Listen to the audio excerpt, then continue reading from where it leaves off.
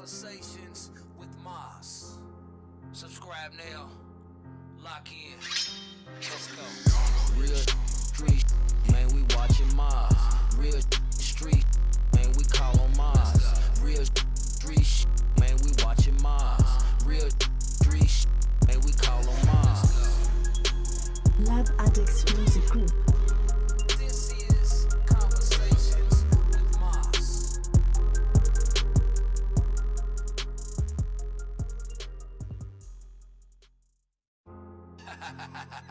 Lab Addicts Music You know what Group. time it is?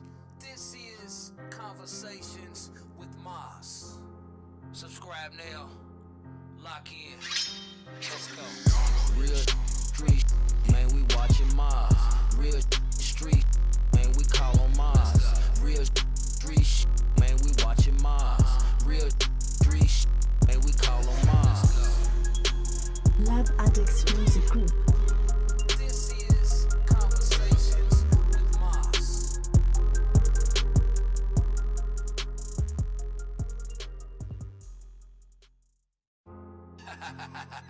Lab Addicts Music You know what Group. time it is? This is Conversations with Moss. Subscribe now. Lock in. Let's go. Real street, man, we watching Moss. Real street, man, we call on Moss. Real street, man, we watching Moss. Real street, man, we call on Moss. Lab Addicts Music Group. This is Conversations with Moss.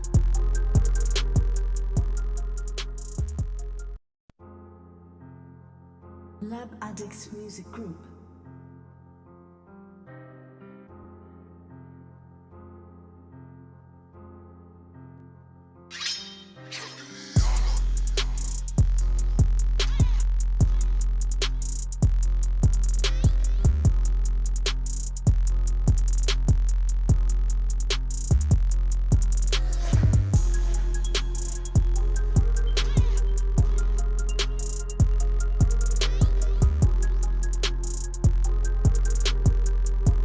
What's goody? What's goody? What's goody? It's your boy Monster Peel.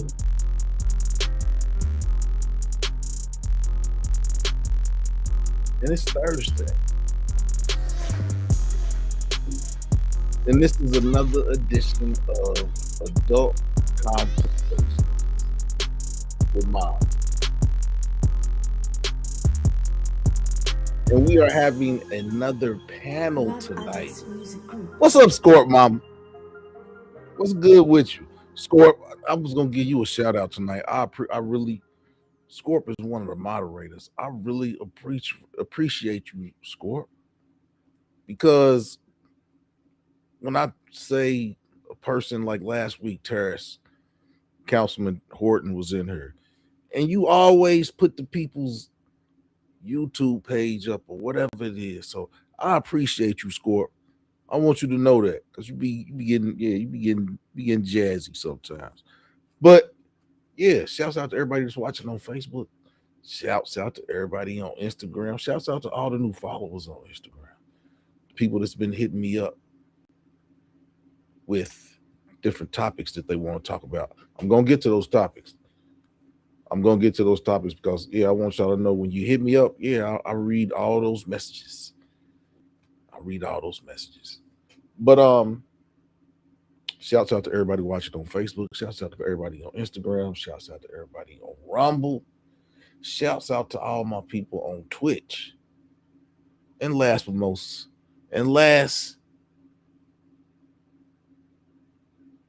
but most definitely not the least, the MA family and everybody watching right here on YouTube.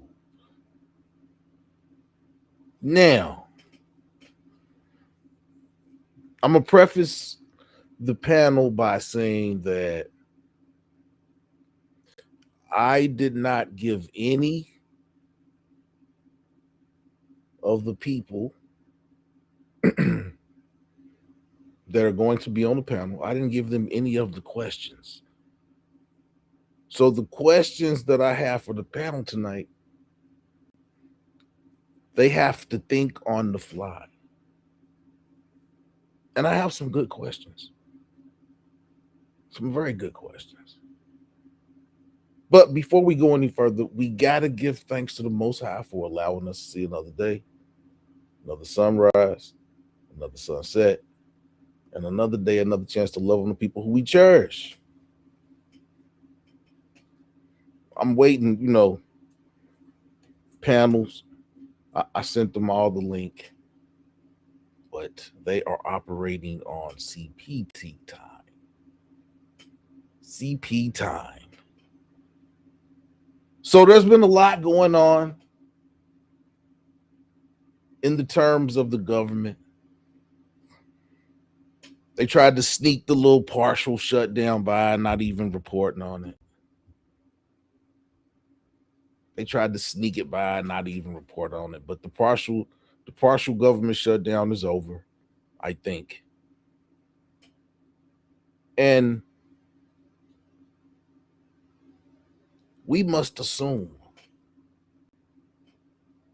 that the walls are closing in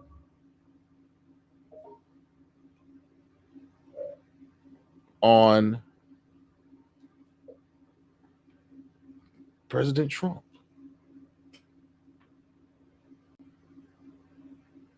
They said his name has come up thousands of times in those documents.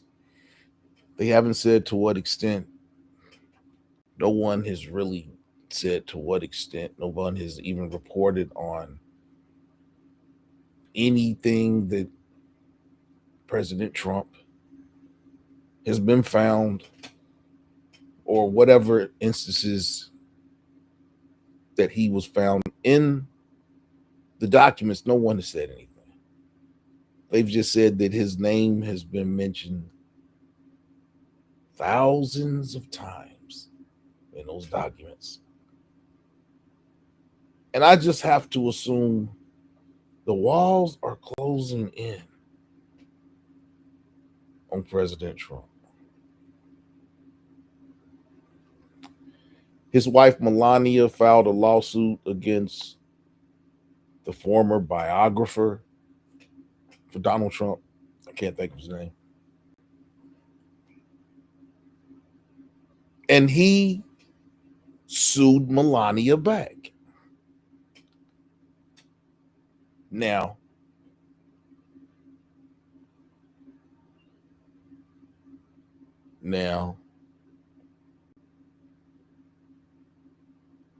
he wants to go to court because he wants to have a discovery dig where basically he can ask for all types of documentation and different things. But, if that happens, I'm pretty sure that President Trump would try to use presidential immunity to not have to turn those documents over.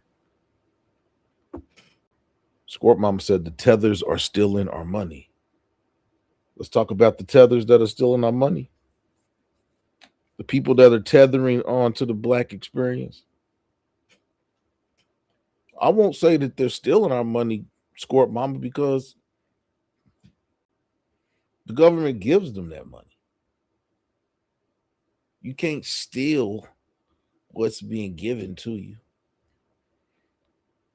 Now, you can say misappropriated. Those funds should be coming on this side. You can say that, but yeah, they didn't steal it. The government gave it to them. The government gave it to them. As well, the Epstein interview. The interview was supposedly like 15 or 16 hours. I've seen some of it. What I've seen is crazy. Jeff Epstein was a very deranged individual.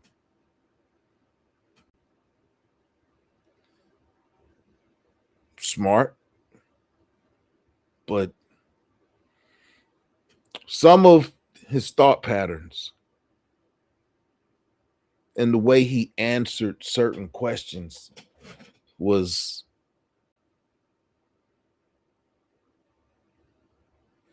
I think weird is an understatement. Like one question the interviewer asked him, "Are you the devil?" And he didn't say no. He kept asking clarifying questions. Then he would give an explanation on something. Then the interviewer would say something else and he would ask for more clarification and then give another question. But never did he say, "No, I'm not the devil." That was just one of the questions that I was just like, wow. And then there were other different outlooks that he had that were weird, things that he did, the way he answered on things that he did. It was what I've seen. I haven't seen all 16 hours, but what I've seen, this was a weird individual that some powerful people let run amok and do crazy, deranged things to women, children, and boys. There's a video of him chasing a bunch of little girls around a kitchen island, and they redacted the girls, but you can hear the voices, and you can tell by the boxes that they're not grown women, but just weird. Yeah. Very, very weird man that was a convicted predator that, because of some powerful people, got a sweetheart deal where I think he did house arrest for graping a little girl. House arrest. Back on the streets. So they're trying to paint it like he was the only actor in this elaborate network spider web of individuals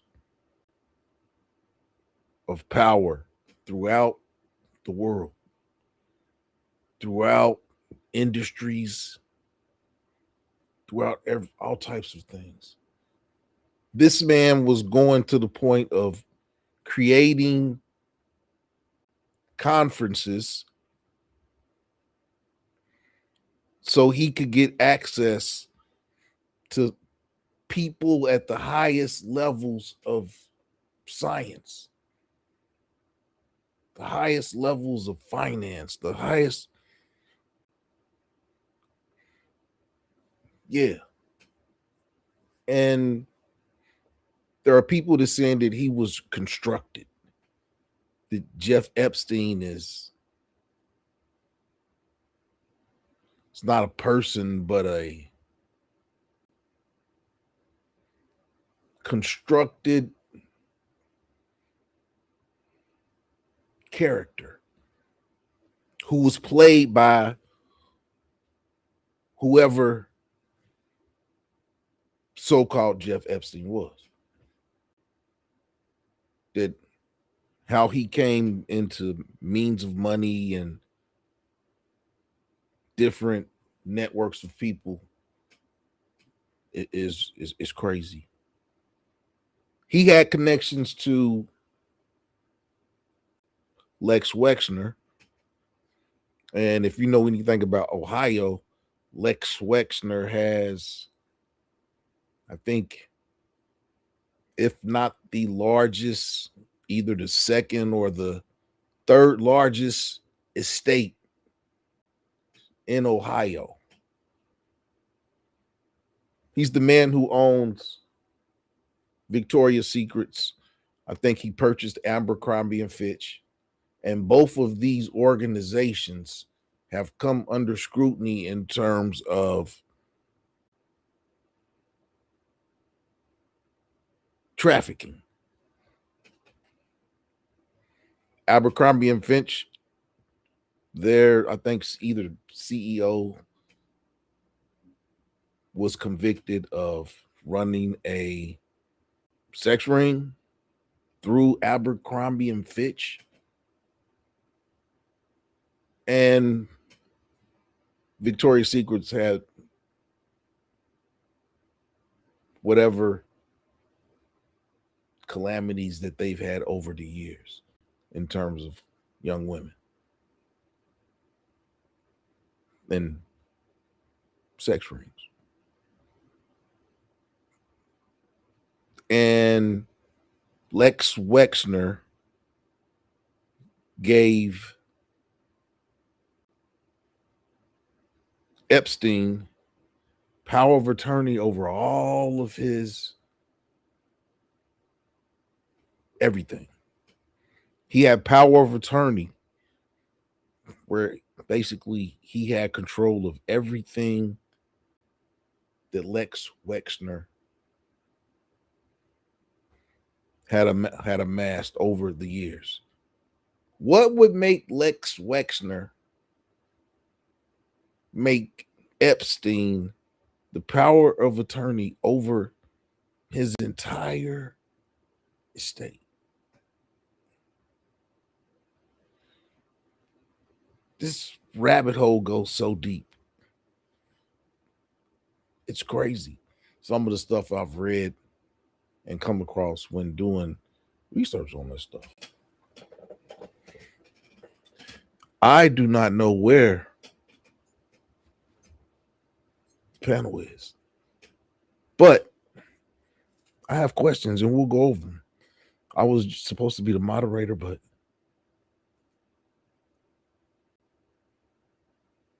hey, Camille, how you doing?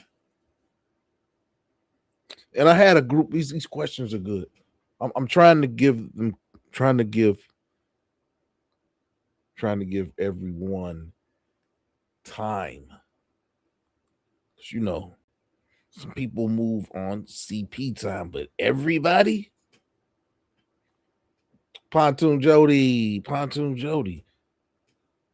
So I'll ask you all. And the first question I was going to ask, and now I'll have to expound on each one of these topics myself, and you all can chime in as well. But the first question that I was going to pose to the panel was being a latchkey kid an advantage for Generation X? Or was it a generational curse? That was my first question. Because most of the people that were going to be on the panel are Generation X. And for the most part, a lot of Generation X were latchkey kids. I was a latchkey kid in kindergarten. I used to get home because I went to the early morning. I went to the early morning kindergarten. So I was coming home at 11:30, letting myself in and chilling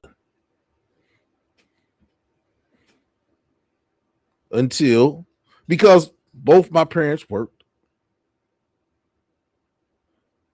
My mother was a manager at A&P, and my dad was a foreman at DuPont. So I would come into the house at 11:30 in the morning. And first thing I would do was call my mom, let her know that I was home from kindergarten. And then I would call my great grandparents and let them know that I was home. And I don't know, it was weird. I mean, I look back on it now, it's not weird, but yeah, I was coming in and I knew how to cook at 5 years old. I was cooking on the stove, so I would come in and make me something to eat and just chill out. And it's weird how I can remember these things like it was yesterday. And my question then was it a curse or was it an advantage? Because I would say that Generation X is probably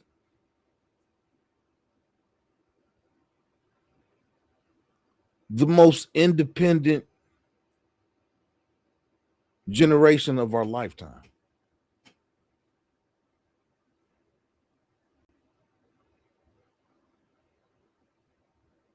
I would say that. You say I was you wild, Scorp. Scorp said you was too grown. Yeah, I got in, and I mean I'm just being perfectly honest. I got into a lot of stuff at 5 years old. I got into a lot of stuff at 5 years old that I may not have got into if I wasn't a latchkey kid. But now I will say this. I will say this. I think I came out of it on the good end of the stick. I think I came out of it on the good end of the stick. But my question to you all is, was it an advantage or was it a generational curse?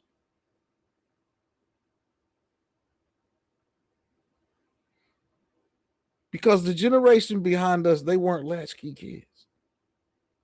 I don't think that there was another generation of latchkey kids after us. I think there was a one generation thing, Generation X.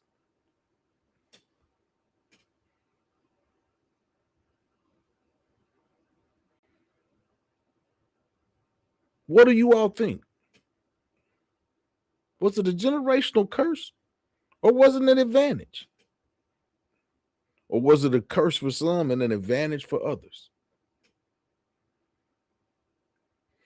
Pontoon Jody said they never lock their doors.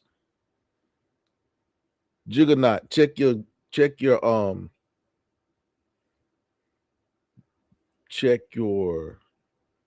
WhatsApp. I sent you the link on WhatsApp. The panel has started to hit me. They're running late. Things happen. Okay, Camille says she wasn't a latchkey kid. Okay. Some people weren't latchkey kids, but a lot of kids in generation, yeah. I wasn't the only one going to school with a key on a string around my neck. I know I wasn't.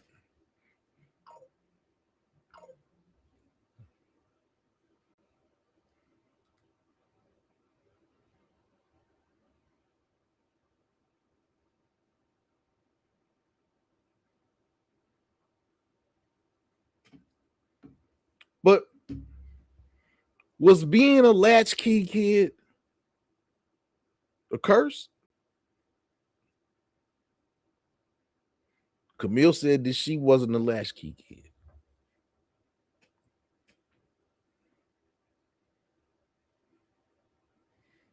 Yeah, you don't. I mean, if you ain't got your webcam, man, that's cool. Okay, Pontoon Jody says she don't. But Jody, you live way back in the woods. Ain't nobody going to be sneaking up on your house anyway. You will see them coming before they get there. You got one of those mile-long driveways to get to your house.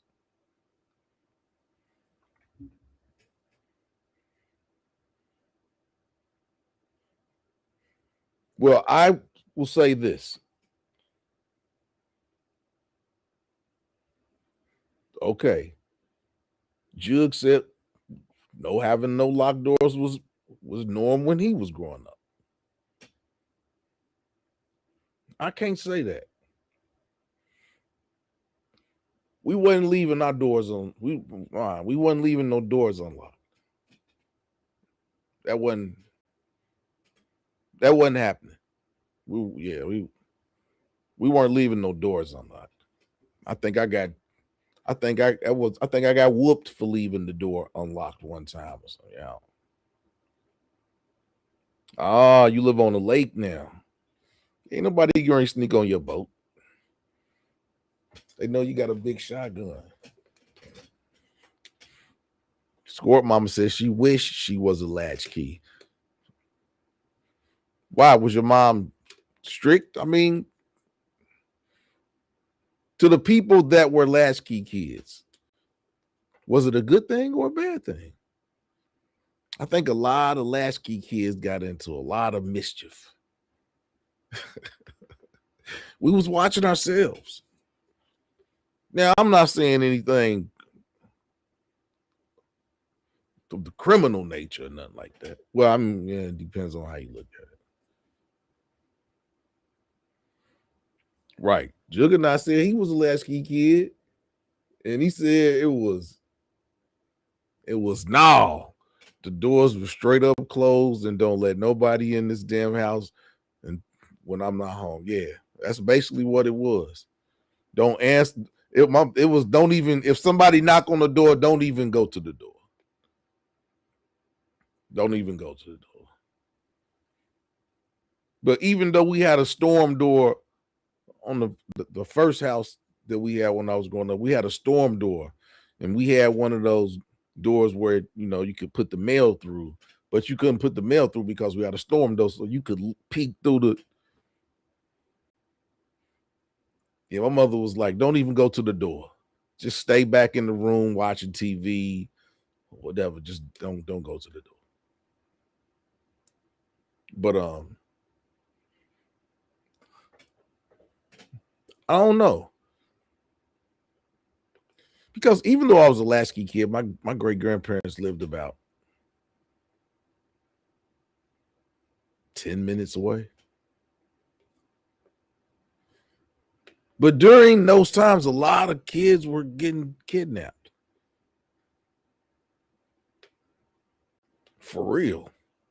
What was the little boy Adam? When we was young, some little boy named Adam got, yeah. Kids didn't just start getting snatched in 2020s. It may have been worse. It may have been worse in the late 70s and the 80s because there was no, you didn't have no web, you didn't have no ring bell. What's it, ring bell? Or the doorbell with the camera. Yeah, there wasn't none of that. There were no cell phones with cameras. Yeah. People didn't have motion picture. Yeah. There was none of that. So it may have been worse. Because as you see, people are getting found that have been fugitives for 30 and 40 years. They're being found now because they couldn't be found back in the 80s, the late 70s and 80s. No, you straight, Scorp. We wouldn't have it no other way than you to tell her how it really is. But yeah. And I don't know. And the thing about that is I don't know if I can't say. I don't know if there were any girls that were. I'm pretty sure that there were girls that were latchkey kids, but I think that may have been something that was dominated by boys. But yeah, I was a latchkey kid in kindergarten. Yeah, and then I'm pretty sure. Yeah, we had neighbors, and our neighbors was cool. But yeah, my mothers don't open the door for them. But I did open the door.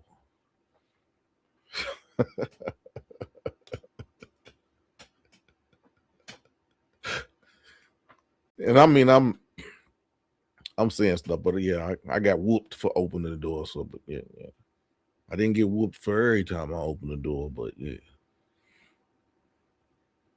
You know how you think you was slick, you're trained, yeah. But yeah, I don't really know how to. I don't really know how to answer that question because, like I said, I was a latchkey kid.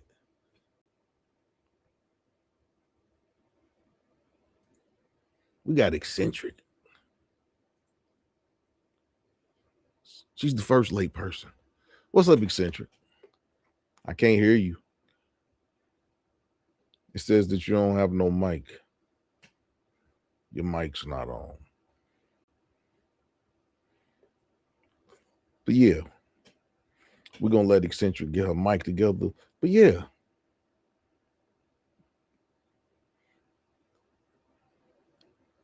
A lot. I don't know. I know I was a lad.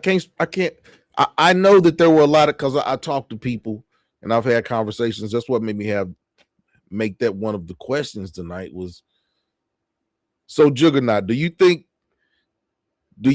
being a latchkey kid was an advantage to you? You need to reset your computer. You might need to restart your computer. Eccentric. You couldn't even hear me neither. Yeah, you might need to restart your computer. But yeah, Juggernaut, do you think it was an advantage for you because you were a latchkey kid, or you think it was a generational curse?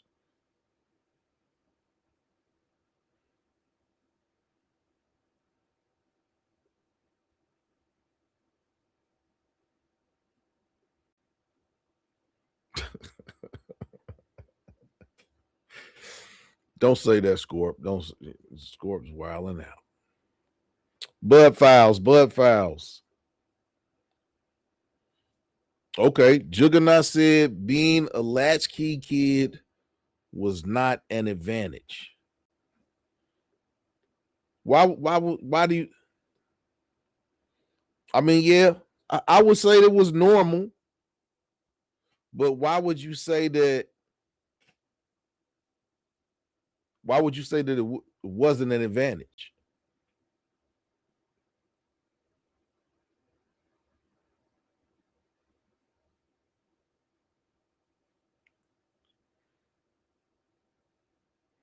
Okay, Scorp Mama said being a latchkey kid was a curse. She said, but we breaking the curses. Scorp, why would you say being a latchkey kid was a curse? You said it was a curse, and Juggernaut said it wasn't an advantage. Yeah, I'm waiting on both of y'all responses as to why.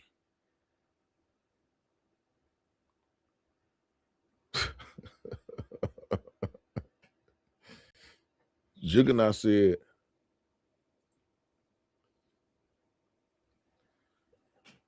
a lot of yeah, that's what I'm saying, Jug. I was a latchkey kid.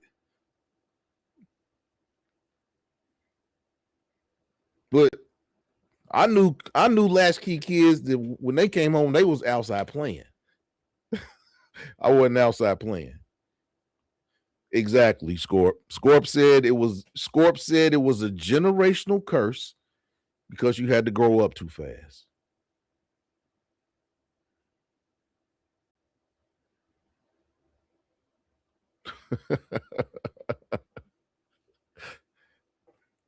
Jug, whatever. Jug said if I was doing mischief as a kid, yeah, it would have been an advantage.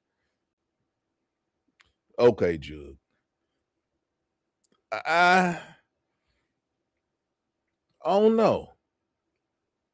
I think it was just the times that we were living in. We were living in a time where it was normal. It was normal for two parents to be working.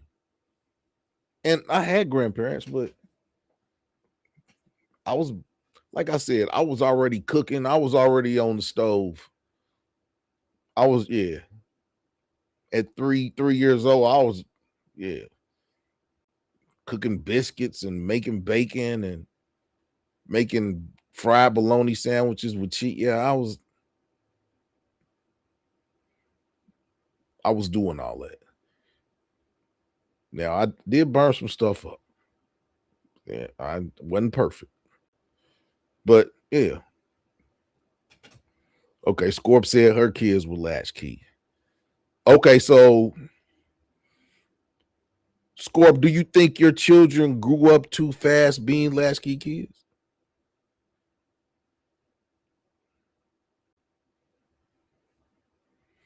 And to my people watching on Facebook, what do you all say?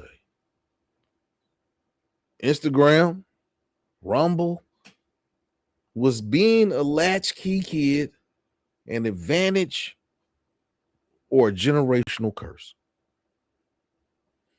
And the thing about that is being a latchkey kid wasn't there was white latchkey kids, black latchkey kids, immigrant latchkey kids.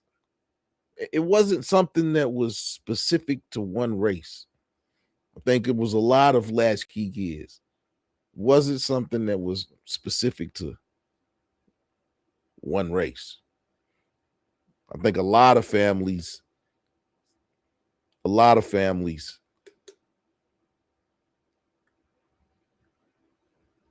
had either single parents or two working parents in the late 70s and early 80s.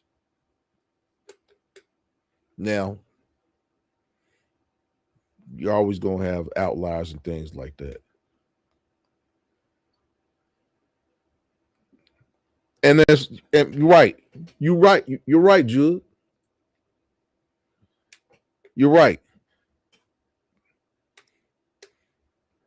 Learning how to cook and clean as a kid, it wasn't a bad thing. It taught you independence. But should you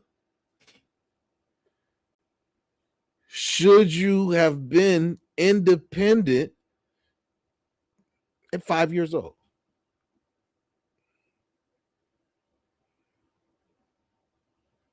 And we're having these conversations. These aren't conversations to, say nothing about bad parenting and nothing like that. These are just questions because it's not specific to one. Yeah, a lot of people were latchkey kids. I understand, eccentric. I understand.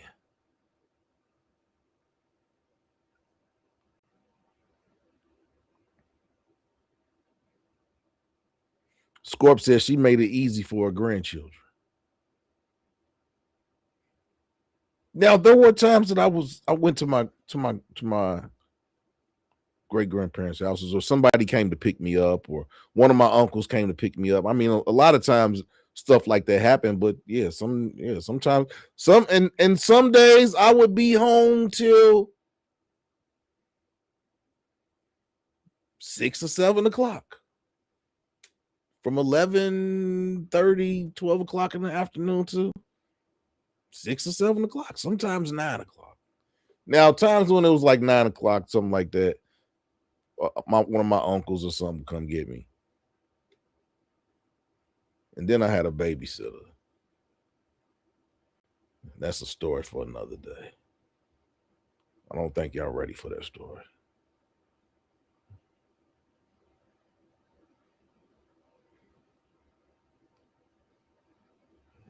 Okay.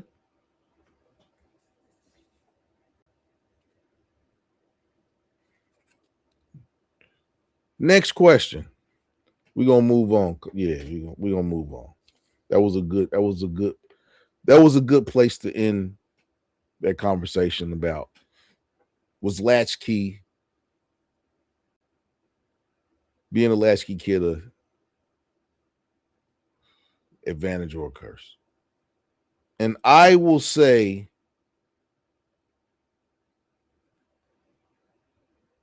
that it was kind of a curse. I'll say it was kind of a curse. And the reason that I will say, and I'll make this statement and I'll leave this conversation alone.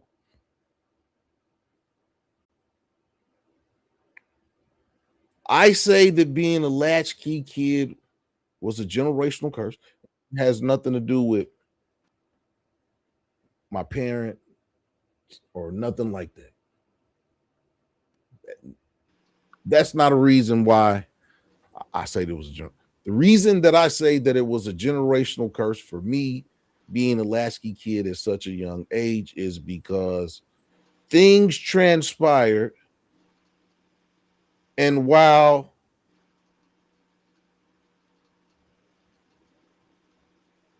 a lot of kids were looking at certain individuals like teachers, I looked at them like teachers. But things transpired, and I had sexual thoughts at a very, very early age. So while some kids was coming to school thinking about giving they teacher an apple, I was thinking something else. I'm leave it at that. Now, what was you saying about Latchkey Kids Juggernaut TV? Can you hear me? Yeah, I got you. Yeah, I mean, to us it was normal, you know. I mean, we Yeah. get off the school bus and go to the crib, and everybody get off the bus. Some people's mothers would be home, but for the majority of us, I could see people just going in. You know, you go in, do your homework if you had some, or watch TV. It was kind of like an escape. It wasn't really, like I said, at that time it was normal. It was just something that we did. It was a pattern. It's not like we saw it as a well, I didn't see that. We didn't know. We just did it. Yeah, it was like commonplace.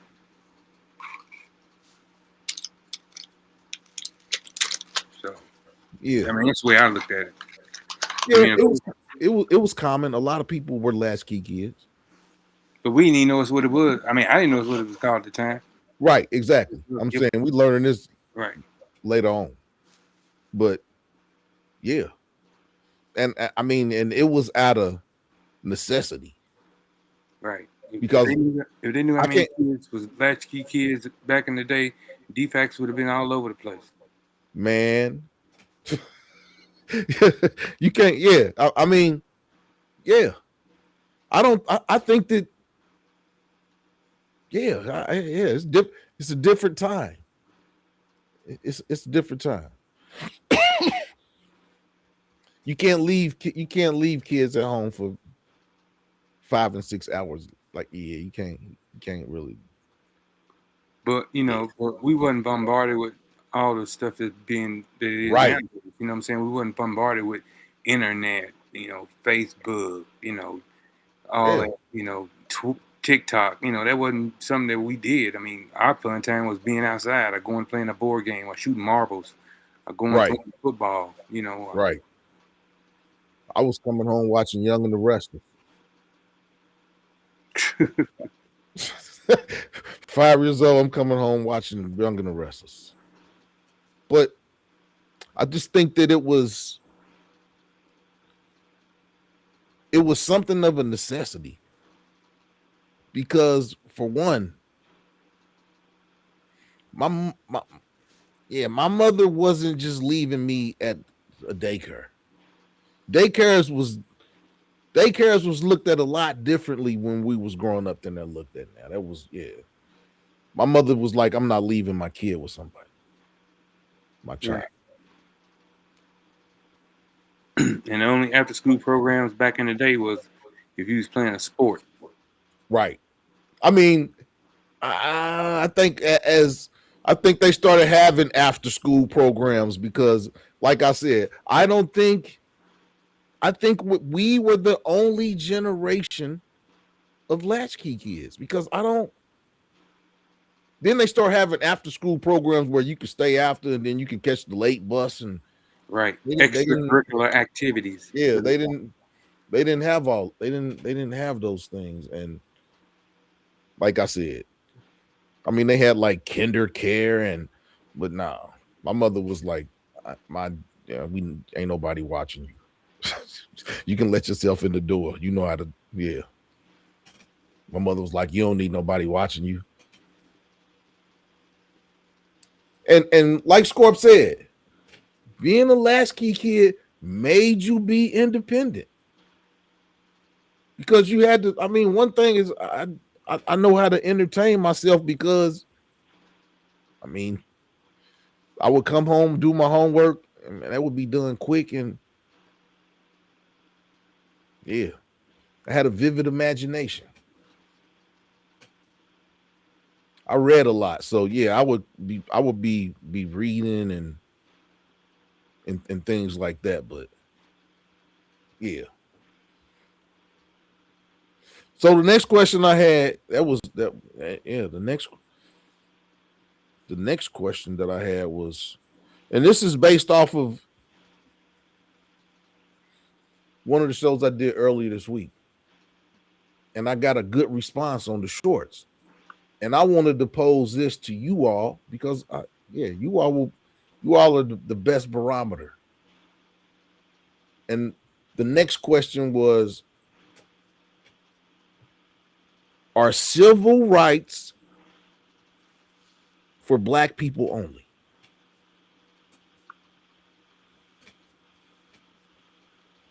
Yeah, Black people only. I believe.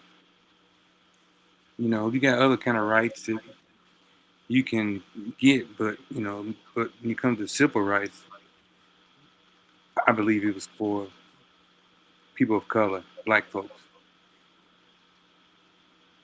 But the civil rights acts have been hijacked by fringe groups. I think fringe groups benefit more from civil rights than Black people do. Oh yeah, they definitely do. I mean, there was like the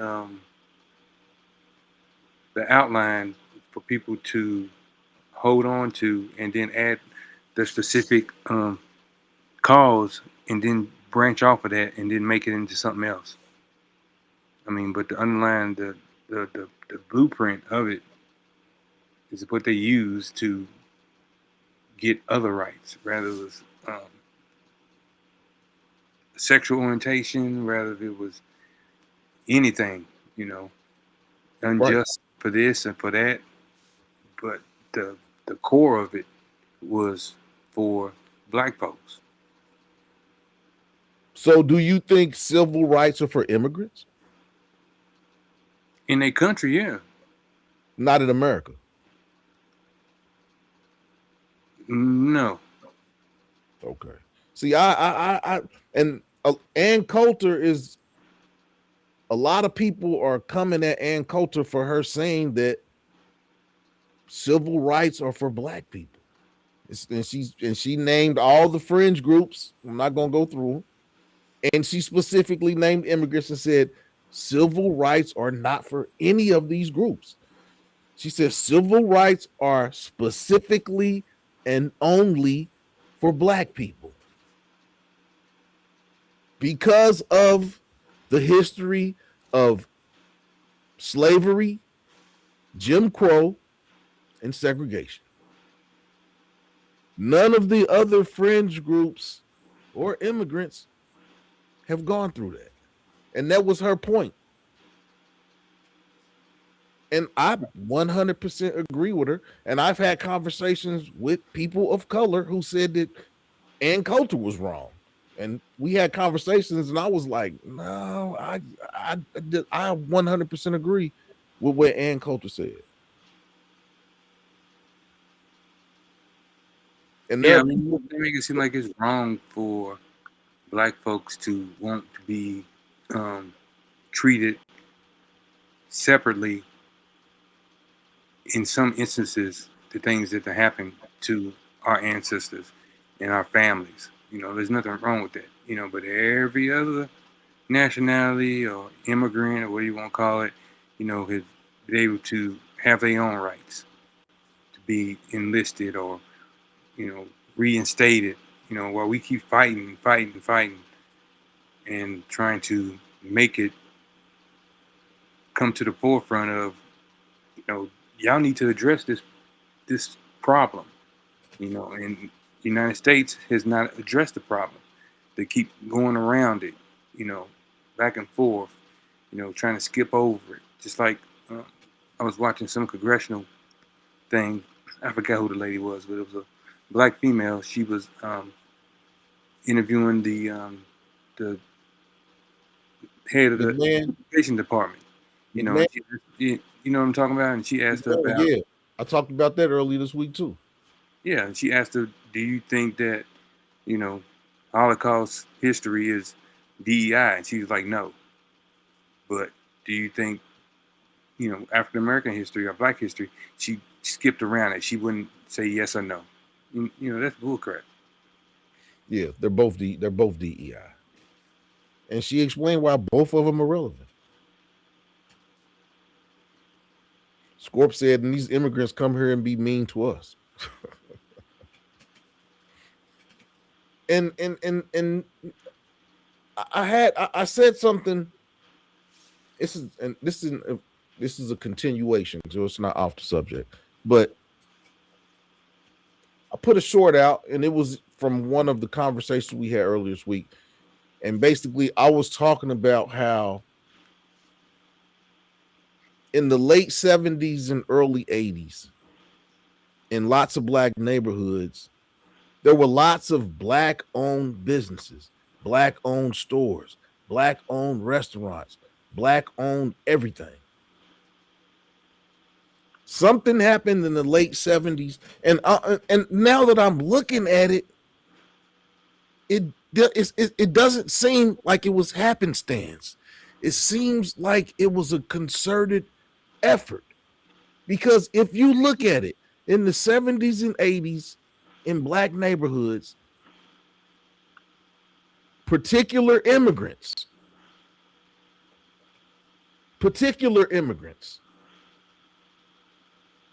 came into the hood and purchased all the corner stores, all the black-owned liquor stores, everything in one swoop. And I never really thought about it until I said something the other day. And I'm thinking, like, this happened in black neighborhoods all across America. And all of this happened during the time when the drug problem became rampant in the black communities. Right. And what I want to do research on is, did the government give these immigrants money to buy up the black establishments and then sell drugs in those neighborhoods?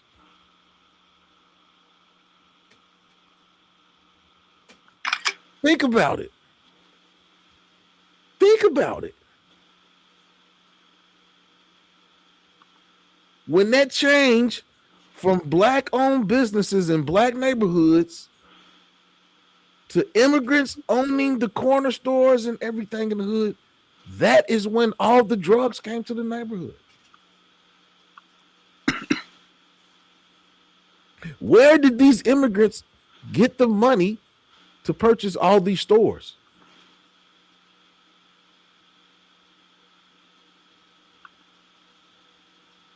In Man, all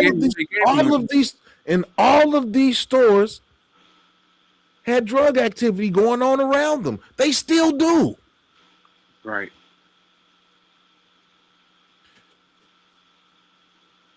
When black-owned businesses were in the neighborhood, there wasn't a lot of drug activity associated around those corner stores. It wasn't until that change came where certain demographics came into the neighborhood with money, where these people talking about they had just came here, but they had money to purchase businesses. And these immigrants came and purchased all the stores, all the liquor stores in the black neighborhoods, and drugs became rampant.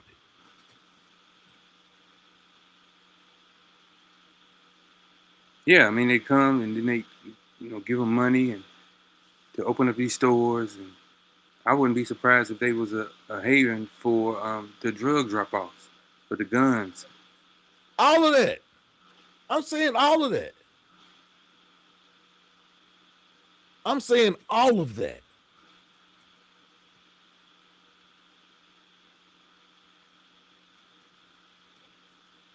Yeah, it was nationwide.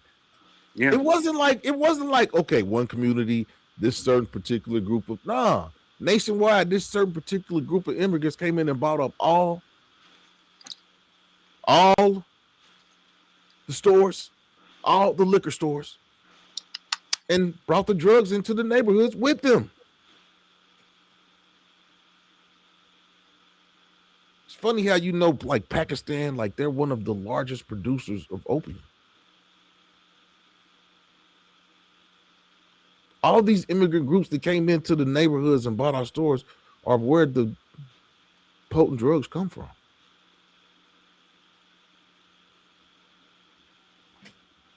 I never looked at it like that.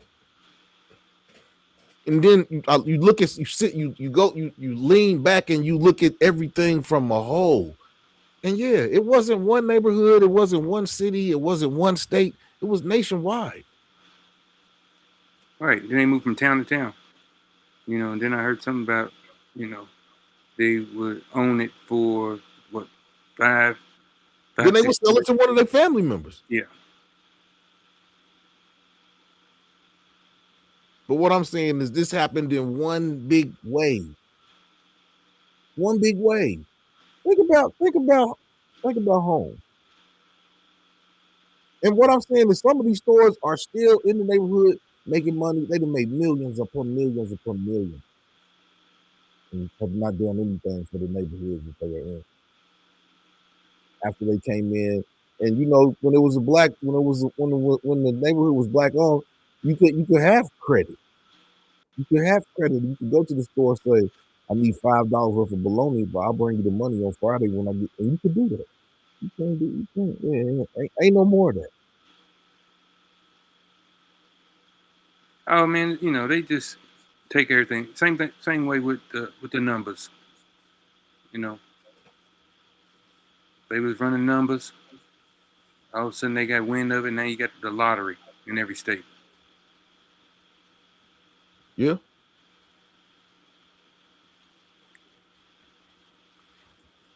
Moving on.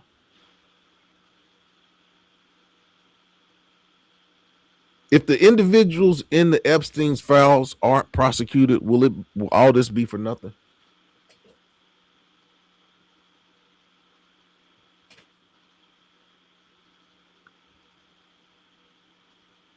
No, I mean, I wouldn't say nothing. I mean, people want to know what's going on as far as information wise. You know, the truth or parts of the truth outside the stuff that's redacted, will come out. Uh, so you can kind of know what's going on. But So I don't think it'd be all for nothing. It'd be I ain't gonna say it was right. It'd be right. It might be kind of messed up, but I don't think it'd be, all for nothing. I think that if nobody's prosecuted from all this information that's come out, if nobody's prosecuted, I think that's a total waste of money. That's a total waste of taxpayer money, and that's the L. The stuff that is already out now. There should be indictments going out. Right. I mean, true enough. It would be, in my opinion, it would be messed up. But also too, it's just like everything. History will repeat itself if you don't know it. So it kind of will hopefully, open people's eyes and kind of open the alarm of what can possibly so it won't happen again. If that makes sense. I think that if nobody's prosecuted, then it'll just continue. It'll just continue. That's like the mafia.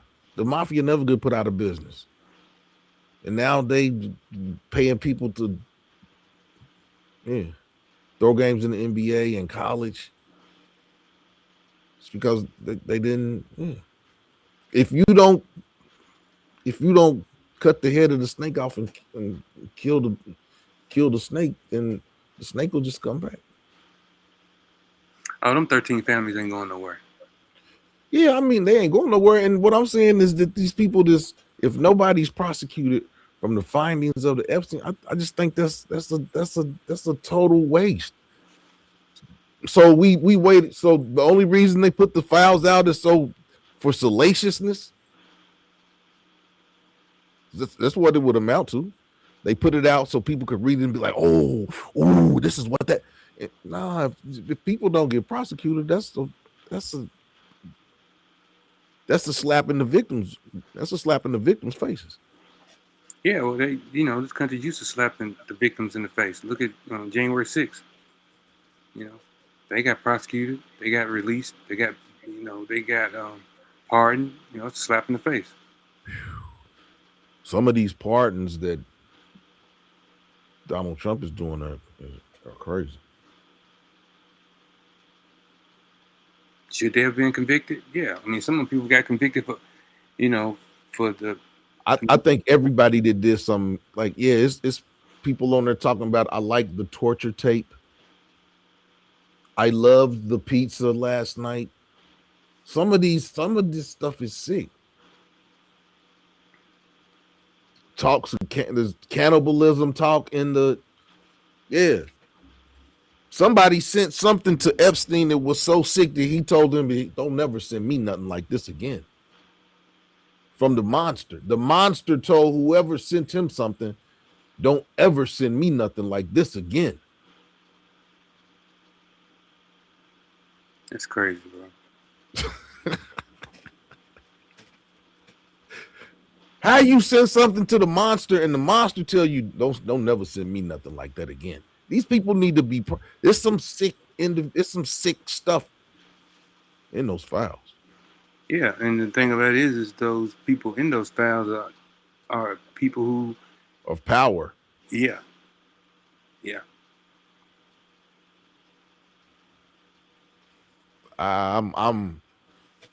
I still feel like if nobody is prosecuted from what they found in those files, and that's just a total waste, and they just put it out so people can be like ooh and ah, and that's and that goes right into this. Will the Clintons snitch on Donald Trump in their deposition?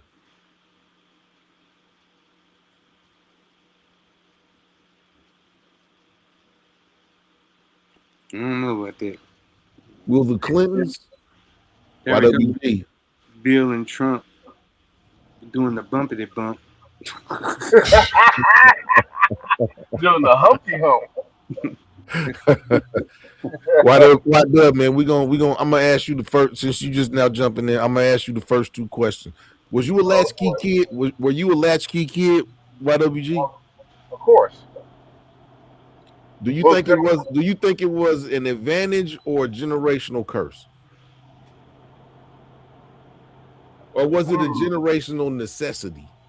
Because all the men that are in here have said they were latchkey kids. Yeah, I think it's a generational necessity because both parents had to work at that Exactly. time. It's a generational necessity, but there were some curses in the necessity. Yeah. Do you think it wasn't? Do you think it wasn't? Do you think it made us independent too quick?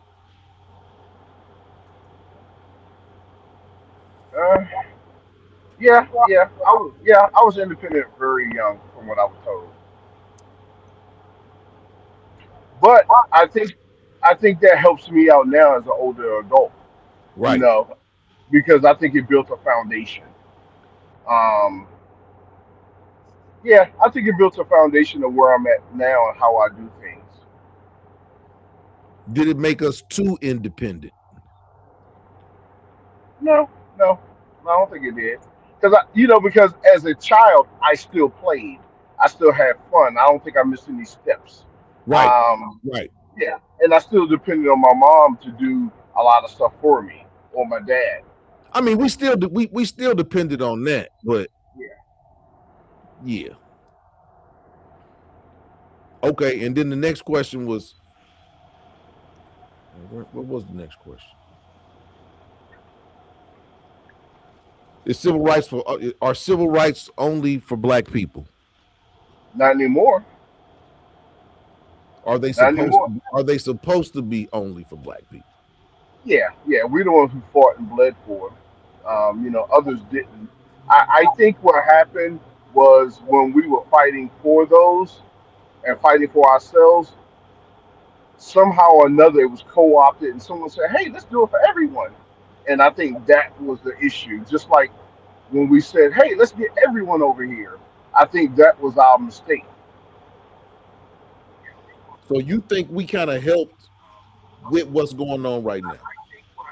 I think we helped what was going on, but I think also too that we had some people that were plants that kind of pushed us in that direction. Yeah, most definitely. Most definitely. Most And definitely. I'm thinking that was the wrong move, to be honest. Most definitely. Eccentric Chick says, so I wonder if all the black and Hispanic people who voted for this kind of administration feel now. Because I know many black men who voted against her simply because she's a woman. I see. I didn't get that. I didn't get a lot of people doing the "oh, she's a woman" thing. Not black men. I don't buy that I part. think it was more to it than her just being a woman. Yeah. It was way more. I'm gonna be honest. I didn't vote for the chick because one, she came across as real phony, and I didn't like that. I didn't like the one way she was this way. One day she was this way, the next day she was that way. I don't like that. Now I'm gonna ask y'all the question, you and Jug. I wish the Eccentric was up there. I wish was up. Net. Who? Jeanette, she was supposed to be on the panel too. Oh, I'm gonna ask you all because I asked this question. I got some people that would hit me up. Yeah, I got some flack over this. Mm-hmm. You know Wow. what I want to say about that? Eccentric said latchkey kids raise some entitled millennials. Nah, I beg differ. No, no, no, no. Now, I mean, I know she's not saying all, so I'm not going to say that. I'm not going to, qualify that because I know she doesn't mean all. So, maybe from what she sees in her experience, I'll say that could be accurate in her experience because that's hers. Okay. So the next question, Jude, YWG, eccentric, even though you're not on the panel. Yeah, I got a whole. I'm telling you, people hit me up. Yeah, people was mad, but I'm gonna ask it anyway. Was President Obama cosplaying black people? And did he co-op the black struggle? Yeah, why would you get flack over that? Hey man, they was hitting me up talking crazy to me for my short. I think before I even answer that, I'm just asking the question. yeah, I get it. No, I'll let Jude go first. I think Jug stepped away. Squirt Mama said he used us. I'm not going to say he used us. I'm going to say that we fell for the banana in the tailpipe because we assumed, like I did, I assumed, I wasn't looking at the fact that he wasn't a black man. That was my problem. I didn't look at him as a black man, and I mean that he was one of us, which he's not, which makes sense of why he didn't do anything. He's not one of us. And I know a lot of people. Did he co-opt the black struggle? I'm gonna say Being that he's not a black man. I'm gonna say yes because of the swag, Some and that's people only. some people said that was fake swag. I know, but I'm just saying he used swag to fake us out. He never. I mean, think about it. He never promised us anything. He never said he was going to do anything. He just acted like he was going to do it. He gave off that vibe, like he was Right. going to take care of us. He was just the brown skin in the White House. Yeah, yeah. And people get mad at me today when I was like, "Come on, man, he ain't black." Oh man, what are you talking about? He was the best president ever. Blah blah blah blah. I'm like, well, what did he do for you? And I hear crickets. Yeah, And and that's then when. I'm sorry. Go ahead.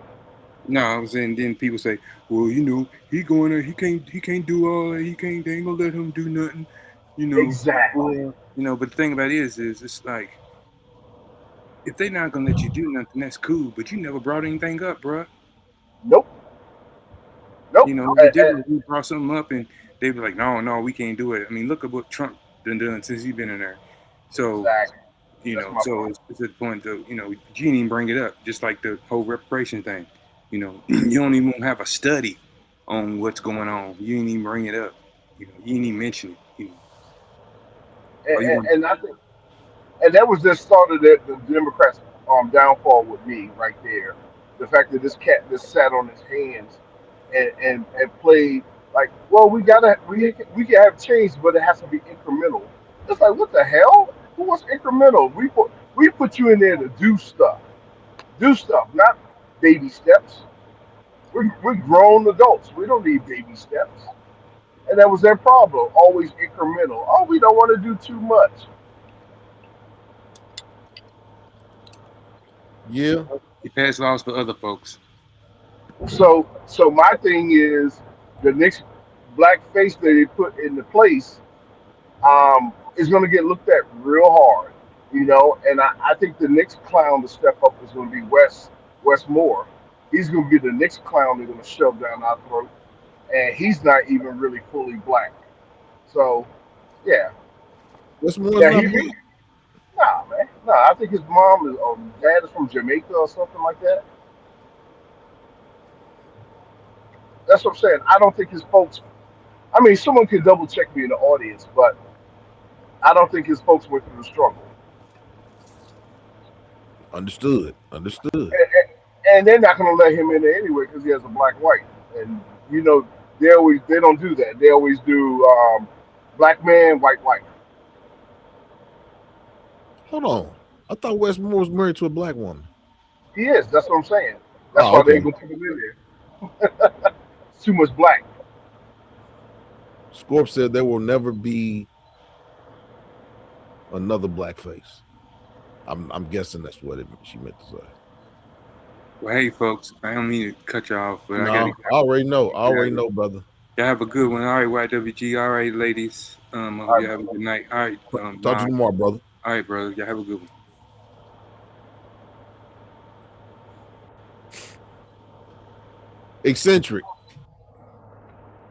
Eccentric and YWG and Scorp Mama. Who dates better, men or women?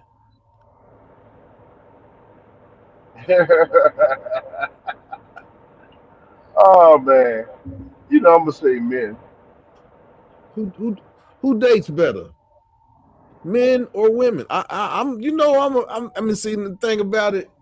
The thing about it, man, is I wanted to be impartial tonight, but men date better than women.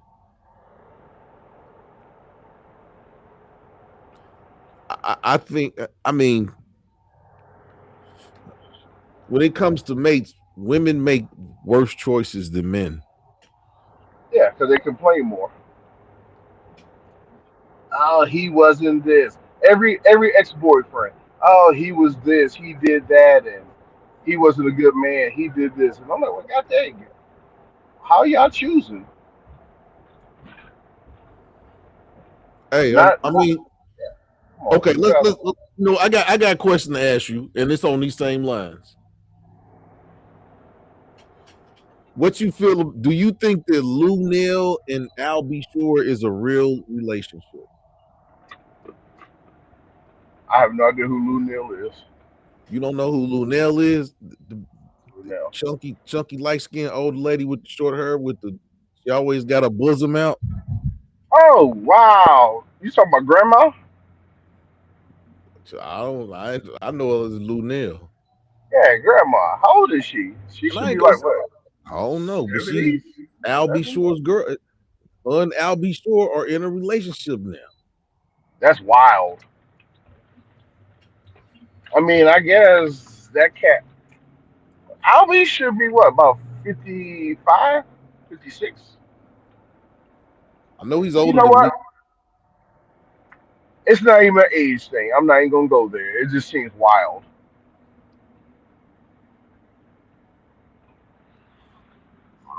No, man. It might. I mean,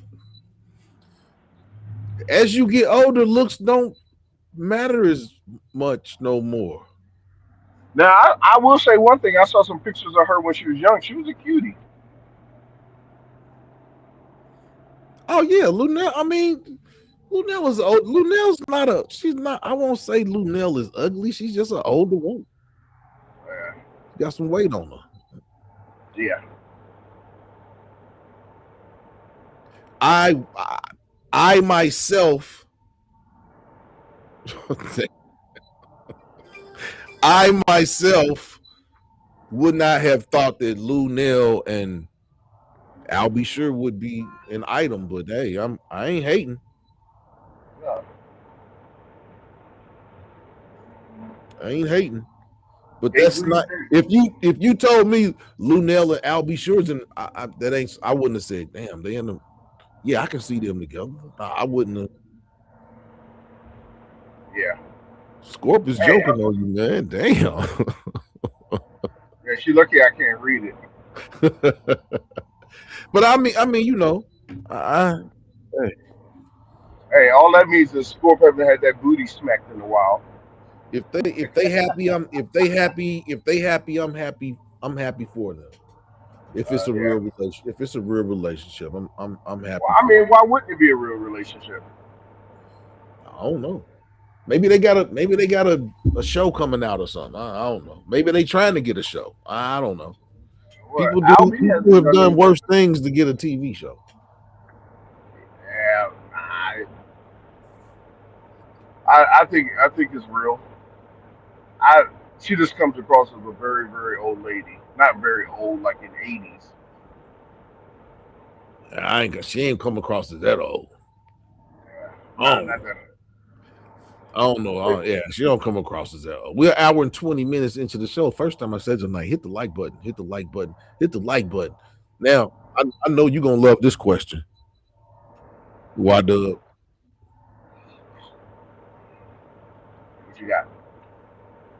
Will the Clintons snitch on Donald during their deposition? Nah. You don't all the bad stuff he said about them. I think it's an unwritten code. What? What you know? What this deposition stuff when they try to meet in front of Congress is nothing but a sideshow, in my opinion. You Because think it's to you be think it's a honest, side? yeah, it's a sideshow. It's a distraction because what has ever come of it? All they do is the opposite side grills them hard, and then at the end, nothing happens. No one goes to jail. No one pays no penalties, and then maybe about a month later, the whole public forgot about it. It's a show with both parties. That's all they do. And then to me, when they're putting on this show, they don't write bills because they're too busy putting on a show for everyone to watch. Distraction. Yeah. Yeah, so I think they get up there and they and the Republicans are gonna bad mouth them. They're gonna say everything. They're gonna trash them to their face, and I'll be honest. then I think Bill's gonna snitch. I think Bill don't care because Bill was the first one to come out and say, "Yeah, we'll do the deposition about Epstein." yeah, I, I think that when they're doing the deposition and they're sitting in front of Congress, I think that's when certain laws will be passed that they distracts us from what Trump is doing. That's all. It's a distraction. so Trump is his own distraction now. Yeah, yeah, That's wild. This yeah, dude is to the point where he's his own distraction. yeah. I mean, it's just I've never seen anything like this in my life, man. The way he's running the show. I mean, they're not passing any bills. They're not passing any laws. All it is a SS, S show, Yeah, and that's all it is. It's just TV, and all the stuff that this clown is doing in office anyway is going to be erased if a Democrat gets in there. They're going to erase everything this fool ever done. Now, if they don't erase it or most of that stuff, that means they were complicit. you know this fool closed down the Kennedy Center for 2 years. And see, that's what I'm talking about. And it's the same. He got mad It's the because same everybody thing. canceled it. He got mad because Yeah, everybody canceled their concerts, and he closed the Kennedy Center for 2 years. yeah. To save face. Oh, we're gonna close it and do some. Nah, you closed it because every one of your concerts canceled for the entire year. Everybody canceled. Now, my boy, his son is supposed to be doing a play there, but that's I'm not gonna say the small time, but he has a play coming up. I think next month, but it's not going to be large. At the Kennedy Center? Yeah, at the Kennedy Center, if I'm not mistaken. When is it supposed to be closing? I have no No, idea. I think no. The Kennedy Center is closed. Um, but President Trump closed the yeah, Kennedy Center for that's 2 the years. same thing. No, this was last week. Yeah, no, officially, is it closed like right now? Yeah, I think so. Okay, okay, Yeah, I think so. Hold on. yeah, Hold on. yeah. Is the Kennedy Center closed right now because of Trump's 2-year referendum?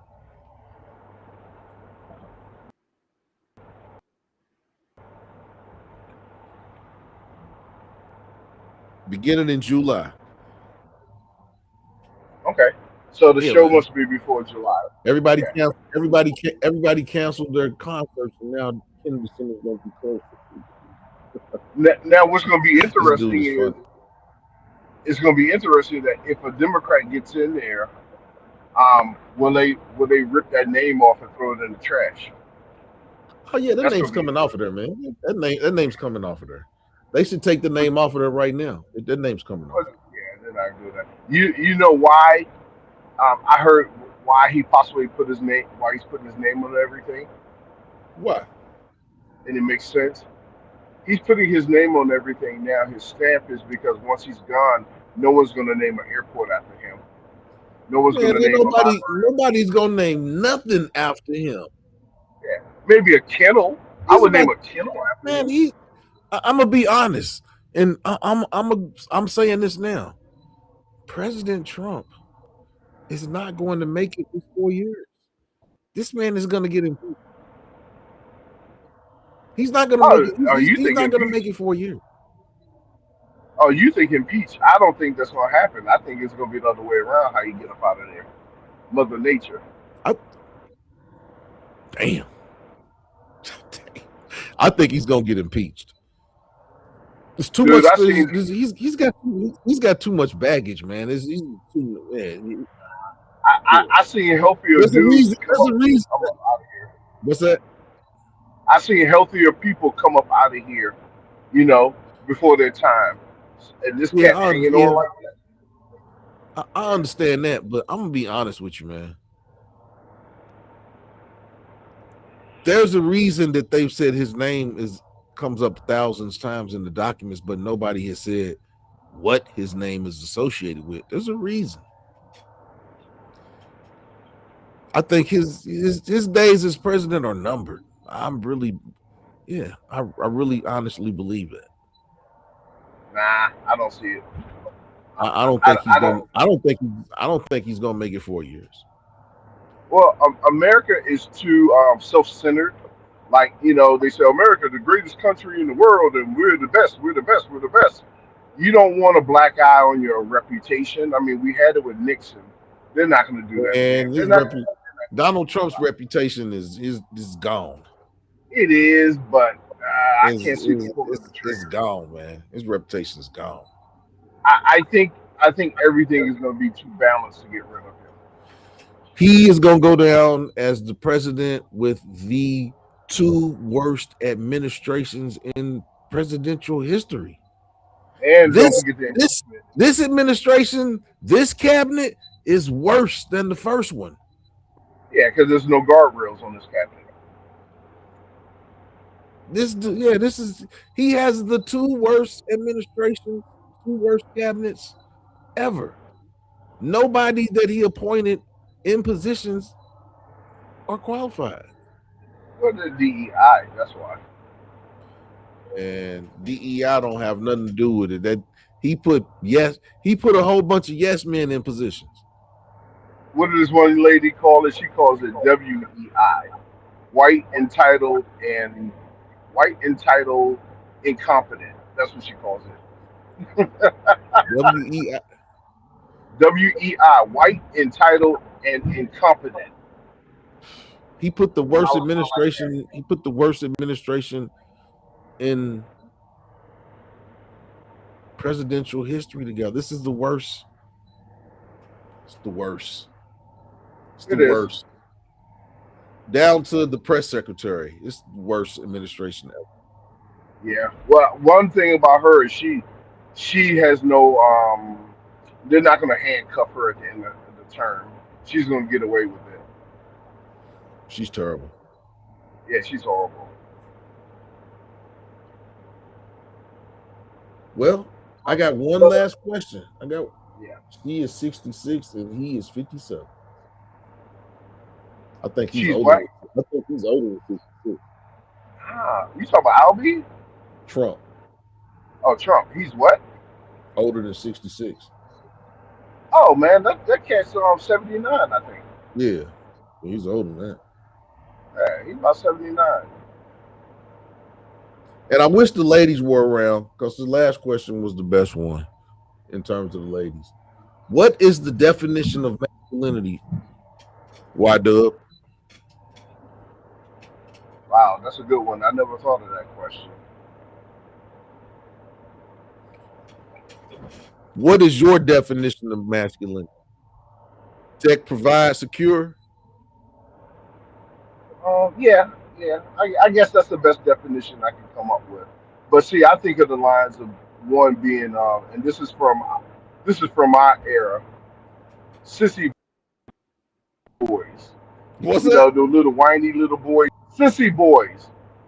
Back in our generation, the boys that real soft. I'm not talking about homosexual stuff. I'm talking about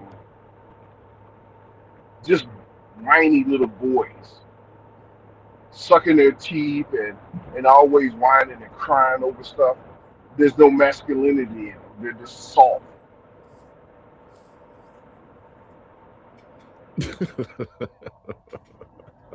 And there's a lot of that going on in this generation. Jeez, soft, complaining Man, all the time.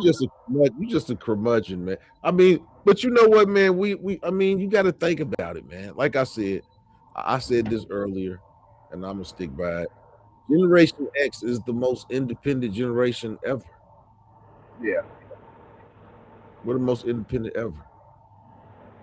yeah, because we had to go out and get it. We You was know, I last was talking. we was latchkey kids. We had to get out the house when we was 18. Now let me be quiet. Let me let me shut up. Let me shut up. But yeah, we are the most independent. We're the most independent generation that there is. Yeah, we had to get out there and get it. Yeah. We ain't had no computer sitting in front of us. 18 years old, you had to go to school or do something, but yeah, you had to do something. Oh yeah, we had that talk. Yeah, I got that talk. I got that talk sophomore year now. You know, you gotta do good in school because you turn 18 and graduate from high school, it's like you gonna go to school or you gonna do something, but you ain't Yeah, gonna be sitting around this house. what's your plan? It's like, oh, gotta bounce at 18. Let me let me get, let me tighten up. Let me tighten up. But you know what though, dude? We can do that at that age because one, you can buy an efficiency or you can rent an efficiency for like $300. Yeah, You know, not no more. You can't. oh no, here $300 won't even get you a porch. You know, sleeping on somebody's porch. Yeah, man. Our generation, yeah, we the generation of use a latchkey now. 18, get out there. Yeah, you 18. Yeah, But I think it made us more built to do that. yeah. That's a generational curse too. Yeah, We're gonna have a conversation about that. Move out of 18. What did that do to? What did that do to our generation? I know it made a lot of us tell our. It made a lot of us tell our children, "You can be here as long as you want to." that is facts. I sure enough said that to my son. I told him, I You said, can hey man, as long as you're doing some work, man, you can stay as long as you You need can to be be. here as long. A lot of parents in our generation tell their children, "You can be here as long as you want to," because we remember that. I ain't gonna. My mother said she didn't tell. Yeah, I remember that conversation when you turn 18. You going, yeah, you going the army, But you, school, or something. You gonna do something. yeah. But you know what though? I think that our generation, when we got kids, we were more realistic of how the world looked and where it was going. Yeah. More realistic. I saw what was ahead of for these kids being thrown out there. Damn, score. I know Okay, she's a curmudgeon. y'all men too busy. Our government is so sad. No loyalty. Yeah. But yeah, man. Hey, They're a man. little- Being a latchkey kid built it. It built us different, man.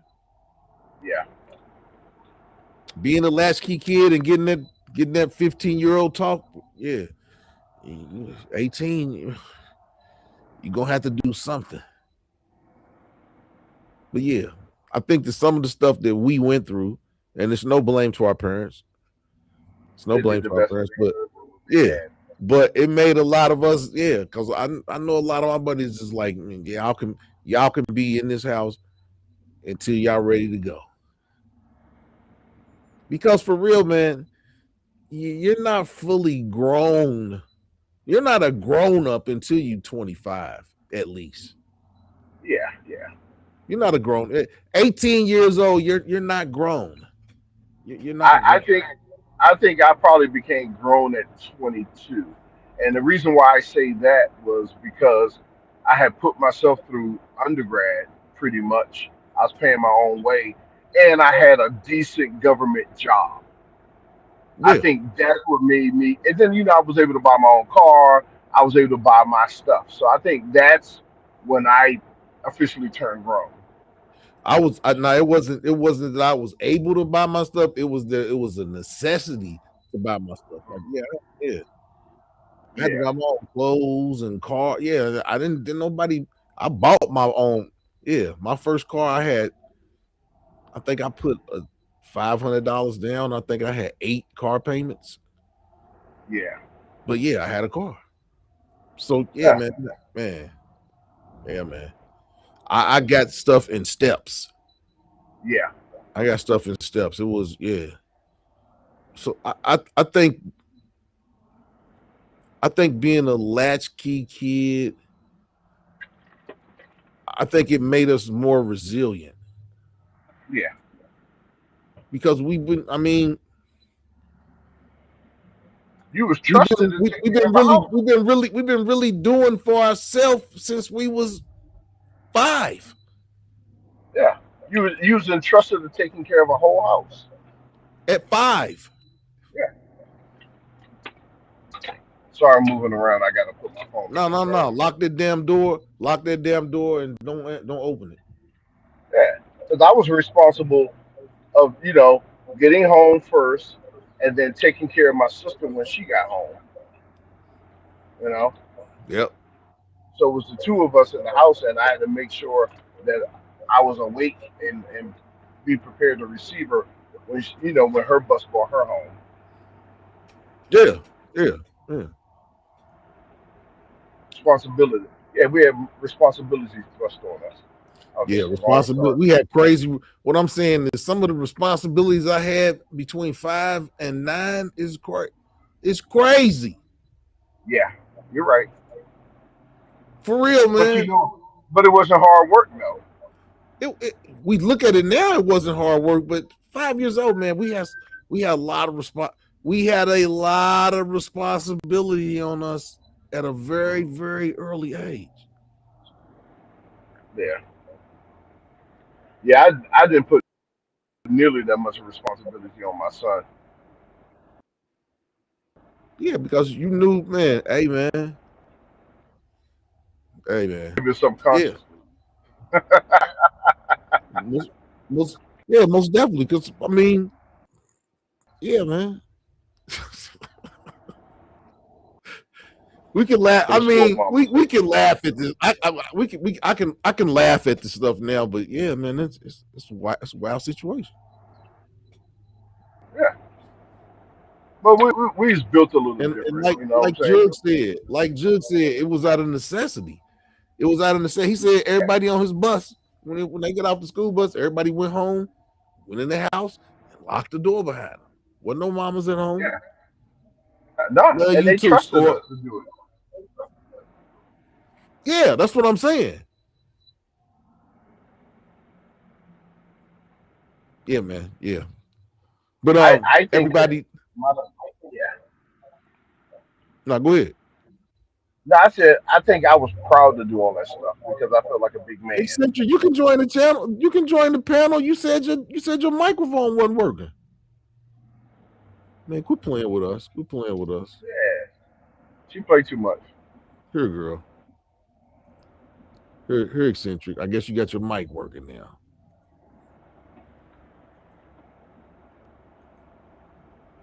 Yeah, I thought my arm for my phone stand was gonna work. As soon as I put it on the window and I took off, that junk fell right in my lap. I was like, oh well.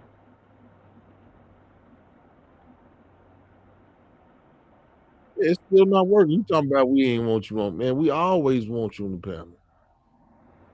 Somebody on another channel has left a comment. I will check it later. But yeah, hey man.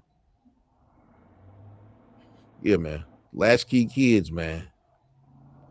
In the house. It's only one what I'm saying is we know it wasn't a good thing because it's only one generation of us.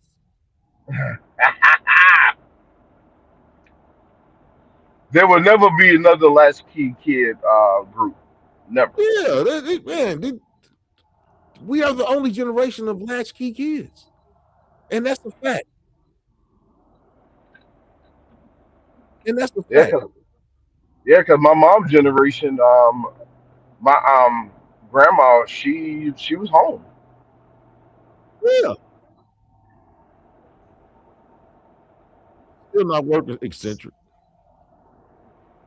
It's not working. Oh, okay, it's working now. It's working. Nah, we still can't hear you. See, I told you it wasn't working. Yeah, if it's not working, I don't hear you. But yeah, you wasn't. See, you wasn't a latchkey kid. Eccentric. Nah. No, It I'm a was millennial. Mama was at home with the peanut butter and jelly sandwiches and Or crackers. babysitter. Or babysitter. Yeah, my grandma was my babysitter. Yeah.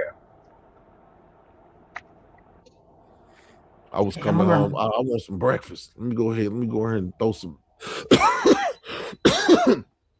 throw Pop some tarts. biscuits in the oven. Throw some bacon on. Yeah, and make some scrambled eggs at 5.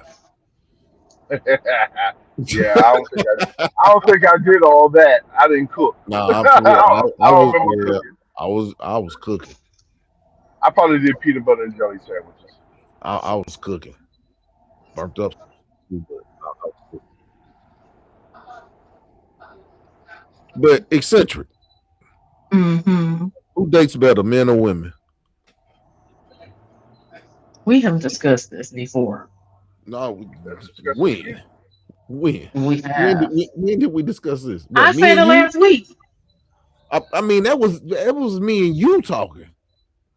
I mentioned it last week on the pod. I said men do. You sure I've did. always said that though. You sure did. You sure did. Because you agreed with Ooh. I've man. always said that. Even what from like a young 20 something, I always did. Because men know how to compartmentalize women. And women, they'll try to make every man her man. That's Wow. Gi- You know what? You know what? Give me an example of that. Men um that's because I compartmentalize. think, well, y'all know the obvious. You have women that you look at as a fun time, and you have women that you look at as somebody you would take seriously, somebody you take home to your mama, and then you might have that woman and still decide you don't want to marry her, and then you have women that you deem marriage material. Oh, I okay, think okay. for women, the end goal is always, well, if you're that type of woman, I think the end goal is always The sack. ending up married. Oh, No, ending up married. I think marriage is the end goal. So I don't necessarily know that in most cases women know how to separate a dude that's a fun time versus somebody that you can go all the way with and build no, something with. I disagree. I disagree. I Well, disagree. you know what? Let's add something to that. What Hold on. generation are you? Yeah, Mhm. yeah, go ahead, go ahead. Yeah, I'm what let you You finish. said generation what? are you? Because her generation is different than ours. So, But I'm gonna say I disagree with that because men men don't complain about there not being women to marry. Men complain that the women they want have a crazy way of thinking. Women complain about not being married, but they don't do anything to change their plight. When a man, that when a woman tells a man you broke, a man will be mad at first, but he will go back and he will look at himself and he will make himself better. A man could tell a woman, I need you to do Not this. all the time, but Hold on, okay. hold on, hold on, hold on. I need you to do this so that we can get married. And 8 times out of Hmm. 10, the woman is not going to do it. She's not. Because women don't like to be told, women don't really like to be led by men. You know, women got this thing where y'all say, I'm good men, enough as I am. a lot of women have this thing now. They're saying men don't like women. We deal with y'all. No, no, men love women, but women For one, women aren't accountable. No. Women aren't even accountable about the bad choices that they've made in men. So if a woman can't even be accountable about the bad choices she's made in men, I mean, you really, it's going to be hard to even have a real conversation with that type of woman. Because for a person to get better, you have to recognize your faults. And most women's faults is the men they choose. Ain't that And what I say? then they take that angst out on all men. But the woman made the choice to make them to be with that man. She made that choice.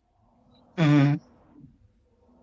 You agree But with me? Your you face asked lit up. me, yeah, because you saying the same thing back to me that I said. It just you just Yeah, phrasing it differently. yeah, you're right. You're Cause right. But that's the that's the main problem men have is most women aren't accountable. You different. You're different. But You know what? a lot of women aren't accountable. that I think to the question that you posed about the woman not doing what she needs to do is a big thing. You know, women want to be married, but they don't want to change what they're doing. And I look at it this way: if you think of yourself as a commodity and you want to be bought, let's look at it that way. What are you doing to stand out from everyone else to be bought? What are you doing? And a lot of women won't do that. They don't want to cook or they can't cook. They're not nurturing. Um, Yeah, they fuss too much and they don't realize they fuss too much. They'll say, "Oh, you just can't handle a strong woman." Yeah, you're right. I can't. yeah. Next. So if you want to Some be women, bought, some women are cool with being a Fago as opposed to trying to be a Pepsi or a Big Red. They cool with being a fake head pop. wow, not a Shasta. Yeah, man, they cool. They cool with being a Shasta, a Check Pop, a Fago. They cool with men want a brand, Yeah. What makes you different than everyone else? and a lot of women have bad branding. Yeah. Bad advertisement. Yeah, but then you can't tell a woman that her commercial's bad. She still thinks you're supposed to buy. Bad advertisement. They never got a product sold. Nah. I mean, I'm processing what y'all saying it's because marketing. Well, yeah, it It's is. I I'm mean, marketing. processing it. I'm processing it because as two established men, the two established men that you are, that is probably a very valid perspective. But while your perspective may be valid, women are experiencing the opposite as well. Okay, So, explain the like we opposite. say, no absolutes. There are men out here who are underachievers, who don't like to be told what to do, who feel entitled to certain things. And in a lot of cases, you know how I said earlier, a lot of latchkey kids raised entitled millennial. As a millennial, a lot of those entitled boys are in that generation. So um, I'm looking at it from my perspective. A lot of, and I know me and some men in my generation specifically, they say they want to be married, but they too don't want to do anything to obtain a wife. They want the benefits of having a wife without being prepared to be somebody's husband. They want to live. They want to So shack. You saying they want to shack up? no, they want somebody that's gonna take care of them and pay half the bills and all that other stuff. And That's I what don't have an shacking up. issue That's what with, shacking up is. well, I thought shacking up meant living with somebody you're not married to. That's Yeah, same thing. because I never wanted to do that. But in fact I didn't do that. I never had. Well, no, let me take that back because I don't want to be a liar. I shacked up for 30 days. And when I saw that he was playing around with his job, I left and went back home. The only time I have ever lived with a woman, it was one day.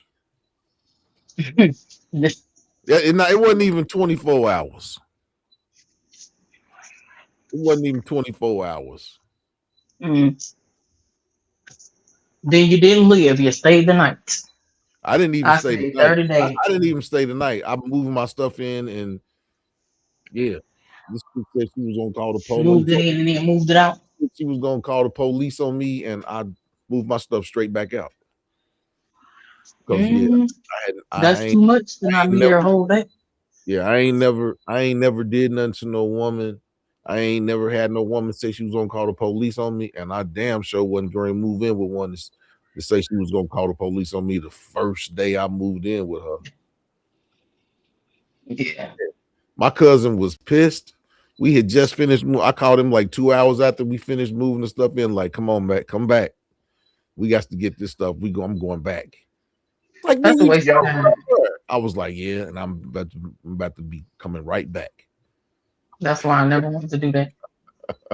I was yo, 19. That was the last time I even attempted to move in with a woman. That was the last time. I've I always had my didn't own place since I then. didn't live with a man again until I got married. Moss. I'm talking about, yeah. We finished. I guess she was frustrated because of the moving day or something. And she was like, I'll call the police on you. I was like, huh? Hey, Sheila, I'm coming back right now. I'm putting my stuff back in the car. At least you knew to get on. Oh, yeah. And Yeah. My yeah, cutoff game is like Jack and the Beanstalk. mine was too when I was younger. But then getting Nah, you straight rich. You straight daddy rich. when I got married, I acquired patience that I didn't have previously. But in doing that, How you acquire patience when you got married? because there is compromising that you have to do. And you can't just up and leave because somebody done pissed you off or y'all not agreeing today or this week, this month. He's a runner. Let It, me ask you something. Since you say that, let me ask you something eccentric.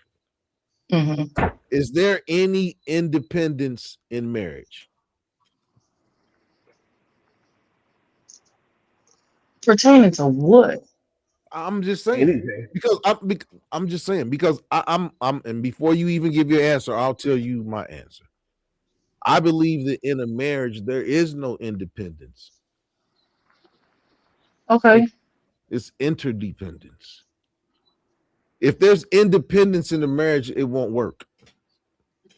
I've never even heard anybody putting independence in marriage together, unless it's A lot of arguments on women, social media a lot of about women, a lot of women want independence in a marriage.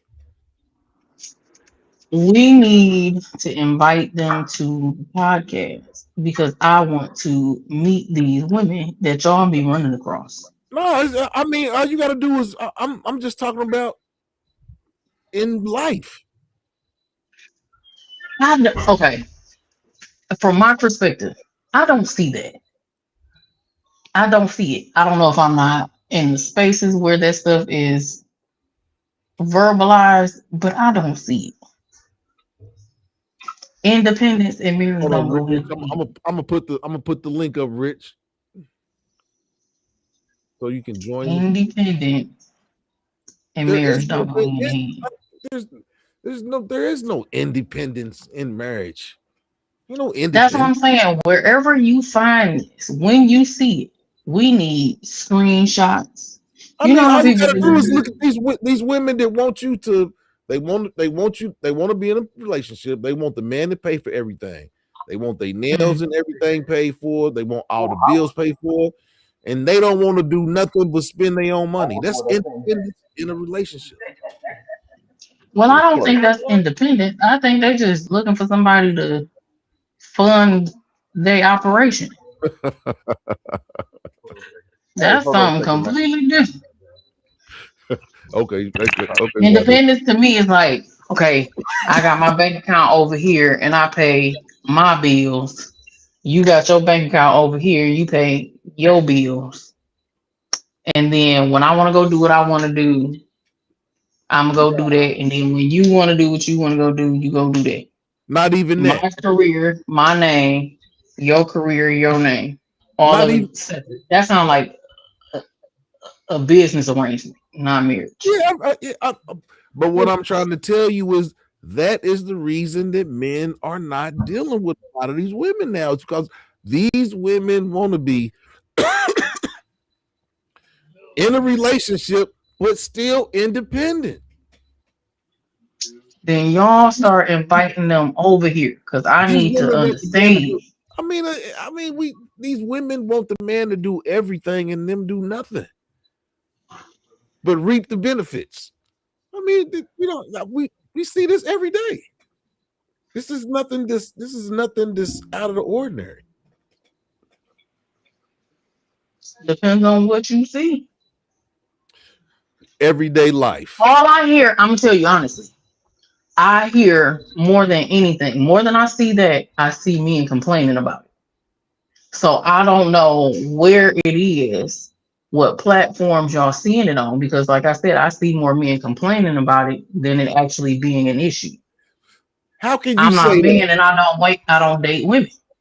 And I understand that. So I understand that. But what I'm saying is, if men of all ages are saying this, mothers are complaining that her son shouldn't have to pay $400 to take somebody. Yeah, these are but these. that's what I'm saying. I hear the stories about it, but I don't see like I can't say on any of my platforms on social media that I've seen women talking about milking a man for all they have.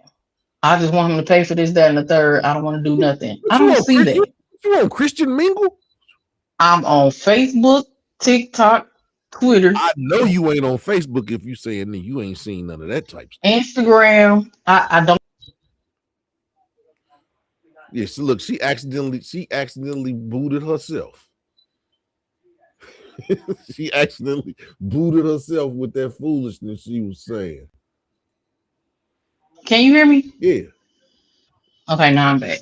I don't. It just said connection lost. But like I said, I don't see those things happen. The only I think the closest thing to what y'all saying or what you're saying is that Shira 7. Ooh, But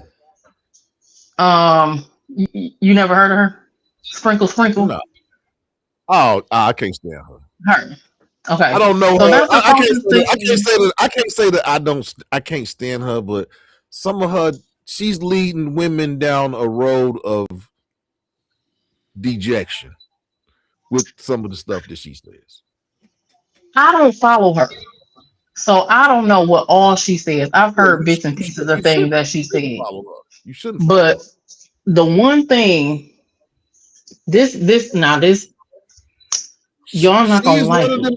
She's one of them women that talk that spend his money and keep let him spend his Yeah. money. Yeah, But let that's me tell you why. She's talking about these men of means or whatever who intentionally choose younger women or beautiful women because they want that arm candy. They want somebody to show off.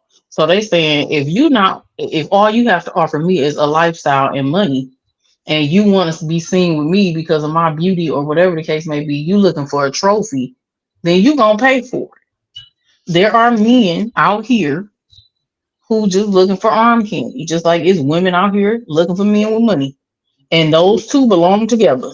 Are you saying it's like a beard? Or, I'm not understanding. Yes, yes. There are men who feel like they deserve access to whatever woman that they want because they have means, and that those are the type of women that they attract. I don't think that a man with means is.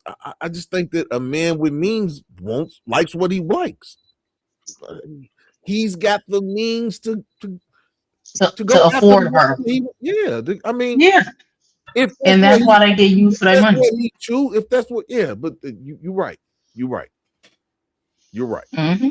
But And that's what she's telling people. some men don't even look. Some men don't even look at it. Some men look at that like that's just a part of the game. But Some do. that's a And then trick. some complain on the internet. That's a trick mentality, and a lot of men in our generation, not all, but a lot of our men in our generation don't have that trick mentality. I mean, Some, but I'm not disagreeing with that. It's a lot less now. Yeah, there are a lot less. because what I'm But saying is our generation,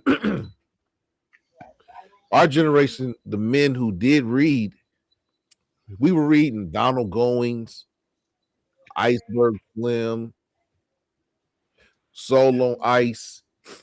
These are books that we were reading, and yeah, there was no tricks were not looked at in a good light like they are now. Because some dudes think it's tricking is okay. Whereas in our generation, tricking never was okay. There was never a cool trick in a Donald Goings book. There was never a cool trick in an Iceberg Slim book. Never. So where this change came that tricking is cool even if you got it, I don't know where it came, because that's not in the books that I read. That's not even in the lexicon. A trick was a trick. Yeah, trick baby. Trick baby wasn't about a cool trick. But that's our generation. That's our generation. Yep. I can't. But Well, exactly. no, I can't necessarily say that because it's older. Daddy Rich said, "You get what you get when you leave with your wallet." That's 100%. You never leave. Those who leave with their wallet, I mean, that's losing that money is just part of the game to them. It's tricky. Yeah, a trick. Instead of putting in the work to get a woman with his mentality and his mouth, he would rather just trick the money. That's I don't know. I grew up reading Donald Goines and Iceberg Slim, so tricking. I ain't never looked at tricking like it was cool or good. But I don't know. That's me. YWG, how you feel, Daddy Rich? I know. I already know how you feel, Daddy Rich. With a name like Daddy Rich, I don't. There's no trick in the social with a name like Daddy Rich. I think YWG, YWG work at the Who Scout. I think he might be doing a rounds. But I just feel that there's women out here who like the idea of being in a relationship, but they don't like the idea of putting in no work or putting nothing into it. I mean, I don't ask women, what are you bringing to the table? But you gotta, I mean, I'm not gonna, I mean, just like I'm not gonna ask for some cat. I'm gonna see what you gonna do. I don't know why it's just you got to do something. You say that a man just wants a woman for arm candy, but there's women out here, they don't want to be nothing but arm candy, but they want the man to pay the bills for that arm candy to look good. And if you're not my woman, no, it's like peanut butter and jelly. You got somebody that lead with their wallet. They got somebody that want to be led with a wallet. But they match. It's peanut butter and jelly. Meant for each other, I guess. But they must not. But what I'm saying is, they can't be meant for each other because it ends very quickly. Why they don't plan on. They there for a good time, not a long time. You sound like a cricket, YWG. You might need to reset. Nah, I'm here. I'm here. They Okay. there for a good time, not a long time. So what I'm saying Nah, is basically what you're saying is what you, I mean from this conversation that we're having. Basically, we're saying that marriage is doomed.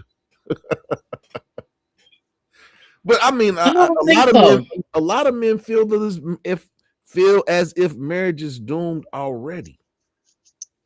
I think it's a lot of people, men and women, with chips on their shoulders. And until we stop having these conversations about who have it worse than the other, it's never going to change because we continue to focus on the problem and none of the solutions. Okay, well And let's talk about the solution, eccentric chick. Let's talk about the solution. mhm. So if we're talking about, Why you walking around the house with a backpack on? because I work upstairs, but I sleep downstairs. Oh, So when okay. I'm upstairs working, I have my chapstick and my earbud case and all my essentials in my backpack. I'm like, why is she walking around the house with a backpack on? And The it's hell? almost time for me to go to bed. So I'm going back downstairs. Oh, okay, oh, it is. okay. That's what it is. You know me, I'm inquisitive. That's what I do. hmm The Who's Scout, okay, man. It ain't burning down. Ain't nobody running out of it. Nah, man. I just gotta. When I get here, I just gotta do a You gotta do your recap. rounds. You gotta do your head count. Yeah,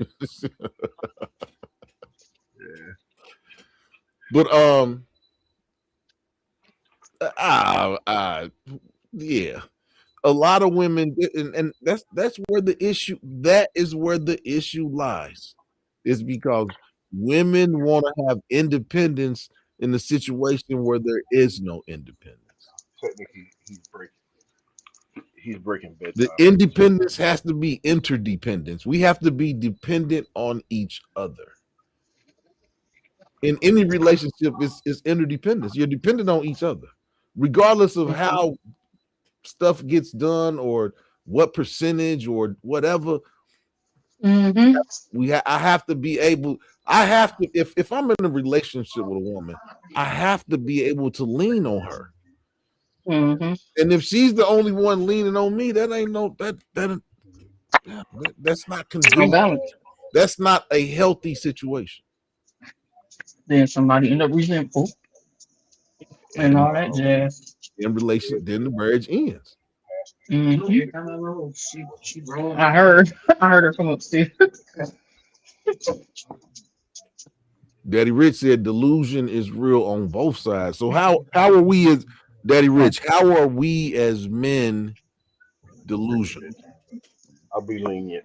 Is he doing the 6 days tomorrow also? Daddy Rich, how are I'm we glad he said that delusion? He said because oh, it's facts. caramel sweets, Quee finally Quee must have been on a hot date. The hell?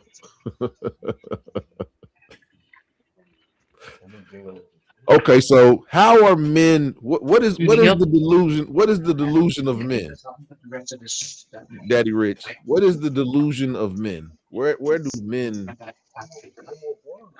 is are men delusional thinking that they can find a woman that's gonna be able to be codependent on each other?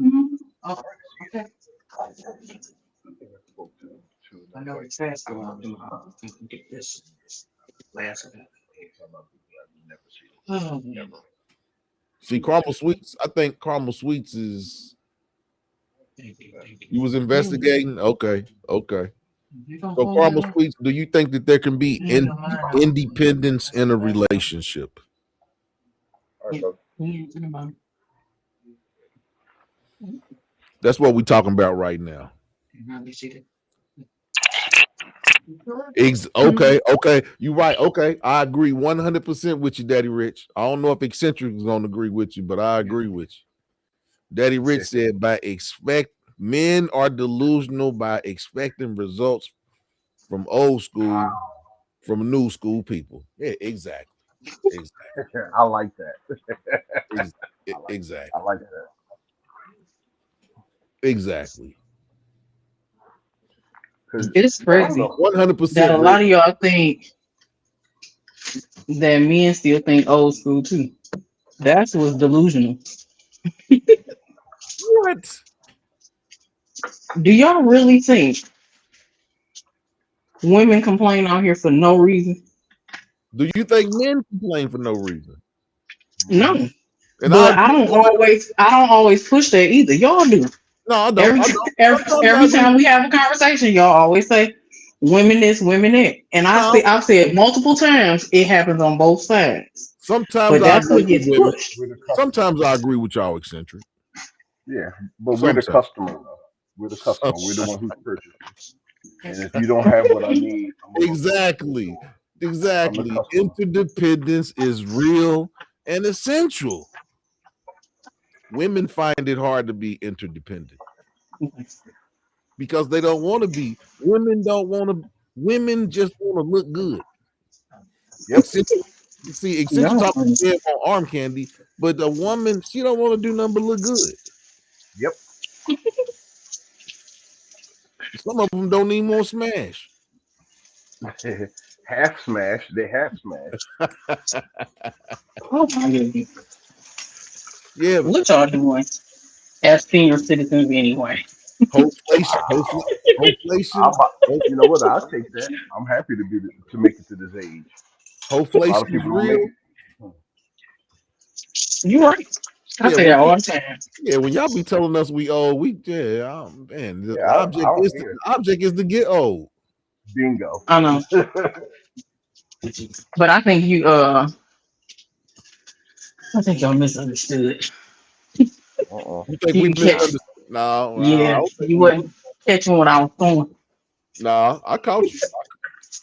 I caught you. That was a weak throw.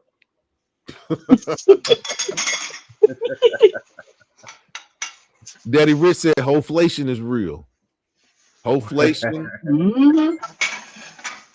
I agree. homosexuals, Uh, hoflation, homosexuals. It's all those are all I agree. those are all different types of people that are out there right now. Hmm. Hmm. Carmel Sweets, that's all the women. Carmel Sweets, she said, what kind of women you Here we be go. attracting that just want to be arm candy? That's what I'm Here we I'm not go. saying That's me. what I asked y'all. I asked y'all I'm the just same saying question. I'm saying women in general, Where Carmel. are I they? mean, they don't want to do nothing but look good.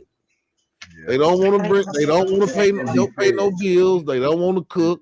They don't want to Yeah. clean. They just want to look good and get their nails done and live a soft life. Nah, hell And no. be fed. They want to be fed.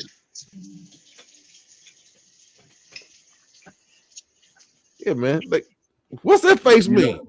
Yeah, y'all. Yeah, I mean, y'all be talking that soft, and then you know what's crazy is instead of trying to do something to get a man or better your chances, we gonna have galentines now. For the women that don't have Fun. no man, we gonna have galentines. Man, get the hell out of here. That's fun. Anything. I Why mean, y'all be mad at that? Y'all be mad about I'm not girls mad at it. trips. I'm not mad at it.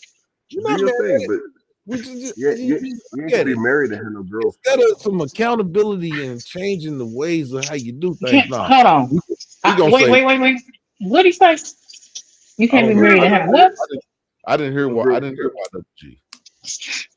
Did you say you can't have a girls trip and be married? No, Nah, no, that no. don't. We don't do that. We don't do that. I said What does a girls trip mean? girls For trip. That you to mean y'all not for you a to not girl. We don't. allow We your don't wife do to do that. that. Oh We yeah, don't you do talking that. to YWG. Yeah, we don't do that. You said ain't gonna be no That's girl. crazy. Yeah, we So don't do your that, wife man. cannot have female friend and go I on didn't say vacation they with her could. female friend. Yeah, she'll go No, back home to Brazil. You said we don't do that. She'll go yeah, back we home to don't do that. Brazil. That's her. That's her girls trip. Yeah. Go home and see her sisters and her daughters. That's Yep, that's her hilarious. girls trip. That's all the girls. Sure That's is. all the girls trip Evie need. Man, Yep. Evie gonna beat me up after she see this video. No, oh no, Hmm. she no, she don't do that. I don't even allow her to have American girlfriends. Mm-mm. Y'all too. A lot Wow. of y'all too messy. A lot of y'all too much. Wow. He said he keeping his wife up. He keeping his respectable Yes. Brazilian wife away from y'all Wow. American women. No commingling. Nope. Hey, Daddy Rich, Not man. Wow. Next Tuesday, man. I'm gonna holler at you this weekend, brother. Yo, that's actually interesting because What? that sounds like it's very interesting because it sounds like these conditions came based off of some personal, uh, I guess, chip Experience. on your shoulder. Well, That's it's a, crazy. I mean, you have to Experience. talk. Yeah. So You you have to got a talk chip on to. your shoulder then. No, You it's have a not. chip on your shoulder that you decided to give your wife limitations on what she's allowed to do because of your No. past experiences with somebody else. That's insane to me. I'm gonna stay out this conversation. I'm just gonna listen for a second. And guess what? It Yeah, because works. that's insane to me. And it works. And it works. Yeah, but look, where did you have to go to make that work? Not That's here. insane to me. Exactly. No, it's not. That's my Not point. here. You could, don't take it as a personal attack. I'm really intrigued by this because you had to go to a country that's poor to get a woman that's going to allow you to tell her she can't have American friends. That's insane to me. Stop thinking that every country besides America is poor. That's a I weird don't way think of thinking. that. Yeah, I I had to don't jump. think You that. said poor, I had to but you jump just back said in here I on poor. don't that. think that. You But said you just said every. you Yeah, said it. but that don't necessarily mean that I think all countries outside of the U.S. is poor. That's an assumption. I'm But speaking poor from, is what? But okay, that's why bring up poor? You said the word poor. um Why bring that up? what other reason did you go to another country to get this woman? And it wasn't because of poor. That makes absolutely no sense. I make enough money to take care of myself and four other people. Okay, So exactly. I don't So get it. if you could do that here, why did you feel like you have to go to another country to get a woman? Oh, okay. So you was thinking it was money. I'm No, trying. I'm Okay. to do with money. If No, she's it from a has nothing to do place, with money. It has nothing hold to do with on. money. If she's from a place Hmm. that may have issues, may be a third world country, may No, it's not. need, may be looking for asylum somewhere else. I don't know. It could be anything. But what tickles me is that a Hmm. lot of men who speak like you do about not letting their wives have American women or even dating American women themselves, it's always because we have too much independence. And why do we have too much independence here? Because we have resources and opportunities available to us that women in other countries do not have. And Well, that's why they allow y'all to Mm-mm, tell them what mm-mm, to do. mm-mm. see, Apparently, you never been out the country before, and that's okay. Okay. eccentric, And that's okay. eccentric. Okay, but I just Um, said don't take it as a personal attack, but it sounds like you have with your implication that you don't think I've been anywhere. It's okay. Eccentric, I um, eccentric, understand. because eccentric. you You thinking just because everything said you said was about money. You eccentric. saying You just poor. said independent. That we just went over independence and interdependence. Hmm. Mm-hmm. Now you said that he is wrong for the. It's not I about. didn't say he was wrong. It's I not. did not say he was wrong. Go Mm. ahead. I said it's interesting that you won't allow your wife who's from another country to have friendships with women from the country you're from Okay. Why do because you you're think that? afraid of their thinking, I guess. But again, it's because we have availability to resources and things that a woman in another country may not have. Why Okay, else? so no, because in her country she had the same resources available to her as we have here. So I don't get that. Okay. Me So personally why speaking, did you decide to go to another country to get a woman? that's hard to figure out. Why is it so hard to figure out? I'm Okay. listening for How your about this? explanation because you have a personal How reason about for this? it. Yes. How about this? The women that I was coming across in America was trash. How about that? That's the easiest explanation. They're trash. The women that I've met in my life coming up, associating with trash, utterly trash. They have no sense of family. I've come across the finger wagging ones, the ones who say, "I'm not doing that." You know, it's primarily your duty. I'm not going to do that. You need to do that. Who wants to Mm-hmm. be in a house? Who wants to be in a house with a combative woman? Okay. I like So could it traditional just be values. where you were from and whatever Um, area you were from? or how about that? I tried to date throughout the United States, and I got probably 40 years of dating under my belt, and in 40 years, all I've been coming across is trash in 40 years. So, and that's not just one area. That could be a California. That could be a New Jersey chick. They all act Mm-hmm. the same. There's something wrong with them. Okay. So let me ask this. Let me ask this question because we talked about accountability. So how is it that you attract women who you say were trash Hmm. wherever you went? What is it about you that attracted women who were trash? Bad choices. My choosing ability until I got it right. That's accountability. And getting it Exactly. right was going out of the country to get it. Yes. No, no. Okay, okay. Yeah. I'm gonna step Let me in. get this. I'm Hold on. learning. Hold on. Let me get this. I'm Let me get this learning. last one. When I go to Giant grocery store and Giant doesn't have what I want, I got to go to a different grocery store, or do I keep complaining Hmm. about Giant? I go Hmm. to a different grocery store. I agree with it. So that's what I did. United States is a grocery store. I got tired of the food here because it's not good for you. Hmm. So I decided to eat outside the country. And that was the best decision I've ever made. Bingo. Okay, I will say this. I've been knowing YWG for almost 20 years. And I will say this. YWG is not a womanizer. He loves women, but he's not a womanizer. And when he was dating intentionally. Yep. Hmm. And I know he was dating intentionally because we used to go out and I've met a couple of the American women that he was dating. So it's not like YWG wasn't dating American women.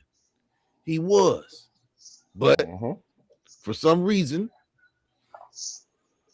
the women that he was meeting that were American weren't pursuing to be a wife. Yep. The first country YWG met a woman from, he dated her. He dated women. It wasn't he just went to Brazil, he found a woman and he Nah. married her. No. I've been to several He countries. was intentional with what he was looking for.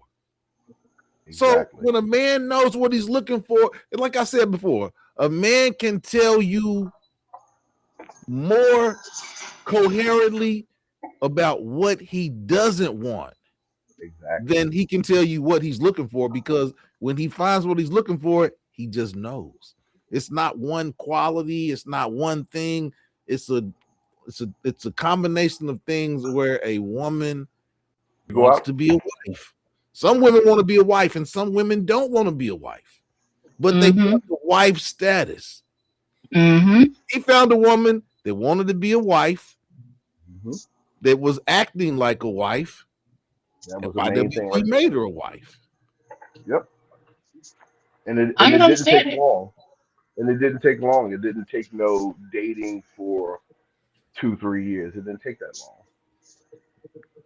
I knew when I I can saw it. understand it. Yeah, when I saw it, I'm like, bingo. That's exactly what I was looking for right there. As soon as I saw it, wasn't no playing around. It wasn't no having her just hang around for years. It wasn't none of that mess. It Yeah, was just like, I oh, would say shoot. this. YWG said, I want to be married again. Hmm. I'm gonna find a woman. And the first 3 or 4 women that he dated were American women. So a couple of them were cool, but it was just Oh, something they mad about cool. Oh, oh, they mad. They was mad cool with me, and I know them from years. We was mad cool, but the issue was is that certain things they said, "Oh, no, I'm not doing that. You need to fix your own plate. I need to fix my own plate."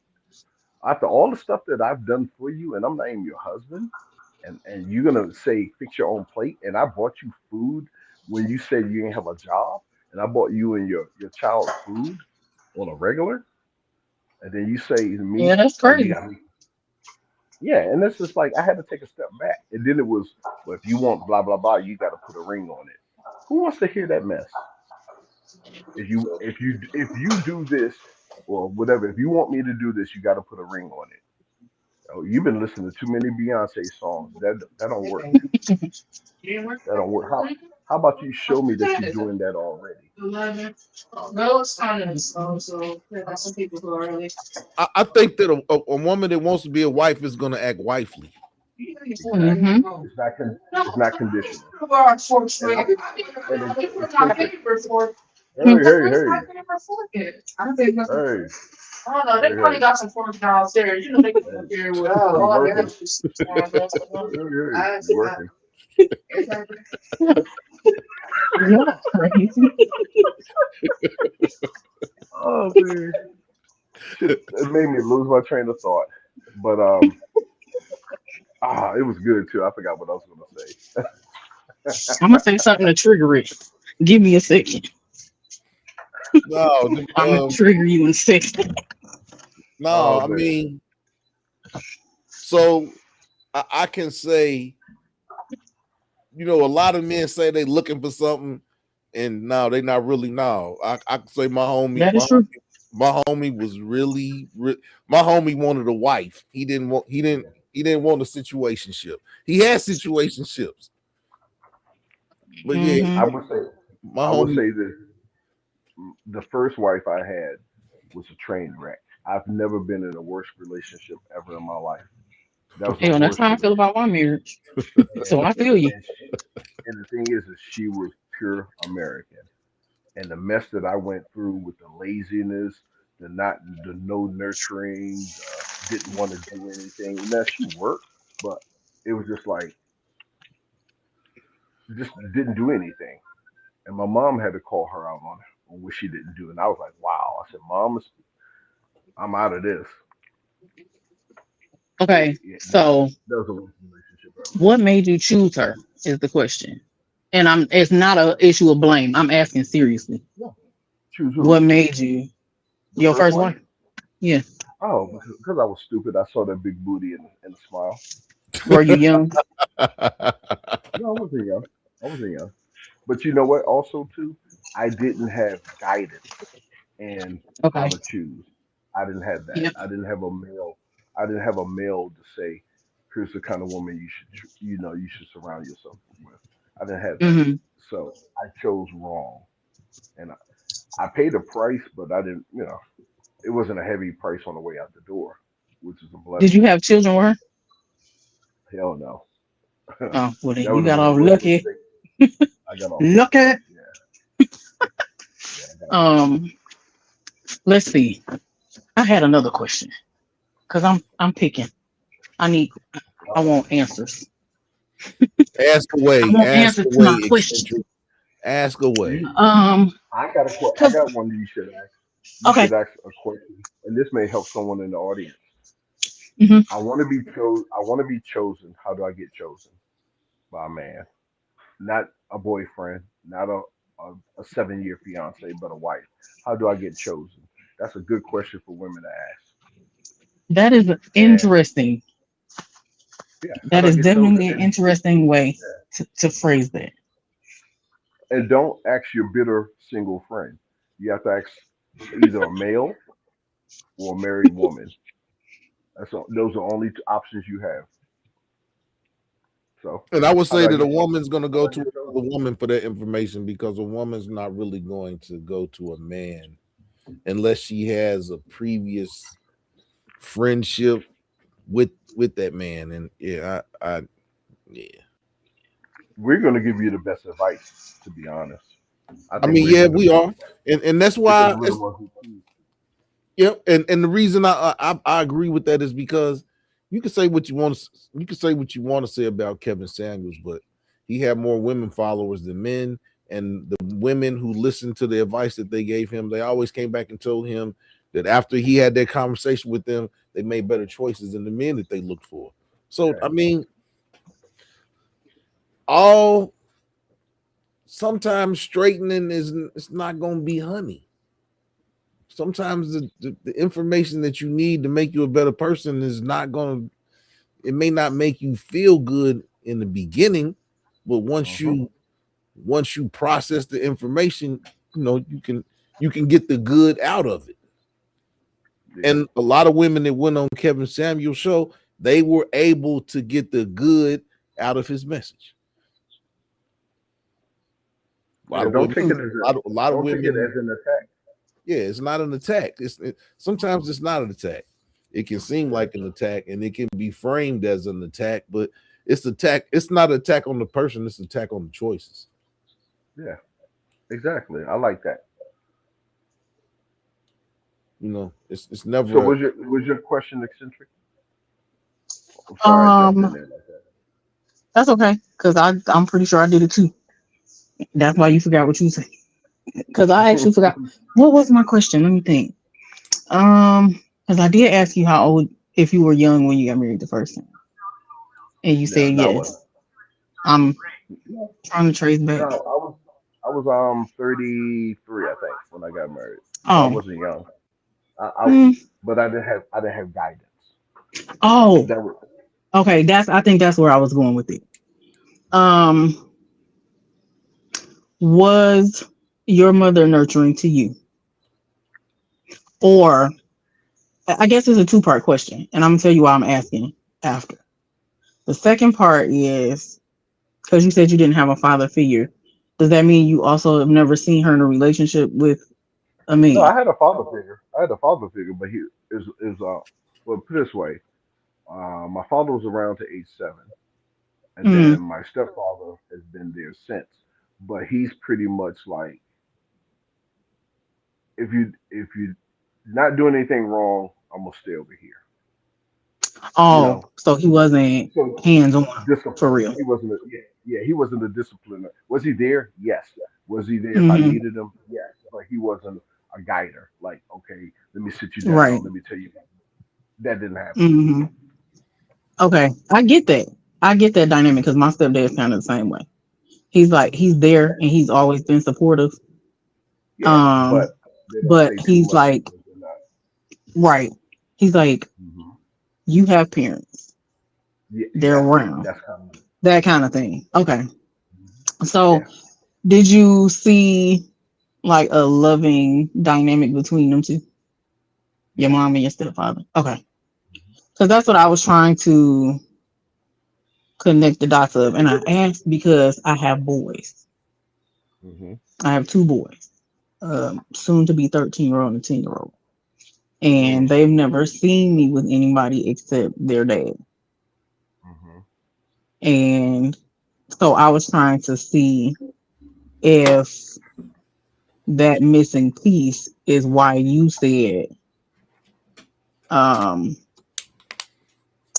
damn it, I lost my train of thought again. You were speaking to nurturing and choosing based on what you thought was a qualifier at that point in time.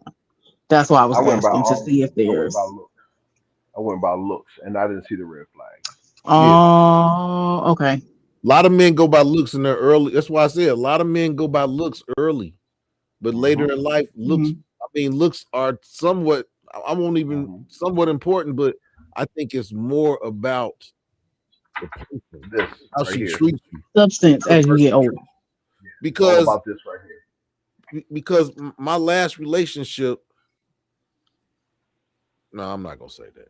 Not strike that. Nothing. Then that makes sense to me. It makes sense. It checks out because if we putting all the pieces together, if Uh-huh. your experience as you were younger was based on you choosing with your eyes and not your heart, Hmm. then it kind of makes sense that you would probably run across more shitty women than you did good ones because you only looked at them for their physicality. So Face, understand it. face value. Yeah. But then, because I don't want you to misunderstand, I'm not trying to shame you for going somewhere else to find a woman. The thing that kind of tuned my ear up was you saying you don't allow her to have American women friends for whatever reason. Hmm. And that's the Um, reason. but um, I can understand why you continue to have negative experiences if that's why you were is if that's how you were choosing. I get it because I say a similar thing for myself. I'm like, I'm not the prettiest thing in the world, but I have a good heart and I have good intentions all the time. You got some couch Um, cushions. and yeah, I do. Um, I call them ham. and She and got them ham. I'm intentional. I'm actually intentional with everything I do. There's Man, that's always a reason why I do everything that that's I do. that's refreshing to hear. I try to be So intentional with everything I do. yeah, you have to. I mean, I think the only way you can be intentional with everything is if you have a purpose for everything. That's my that's my perspective anyway. And unless you have a purpose, you can't fully be intentional with everything because you're trying to build the life that you want, the existence that you want.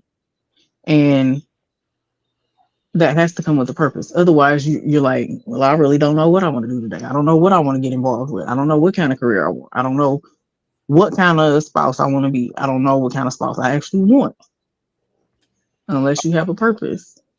Your life has to. I mean, your life is the purpose.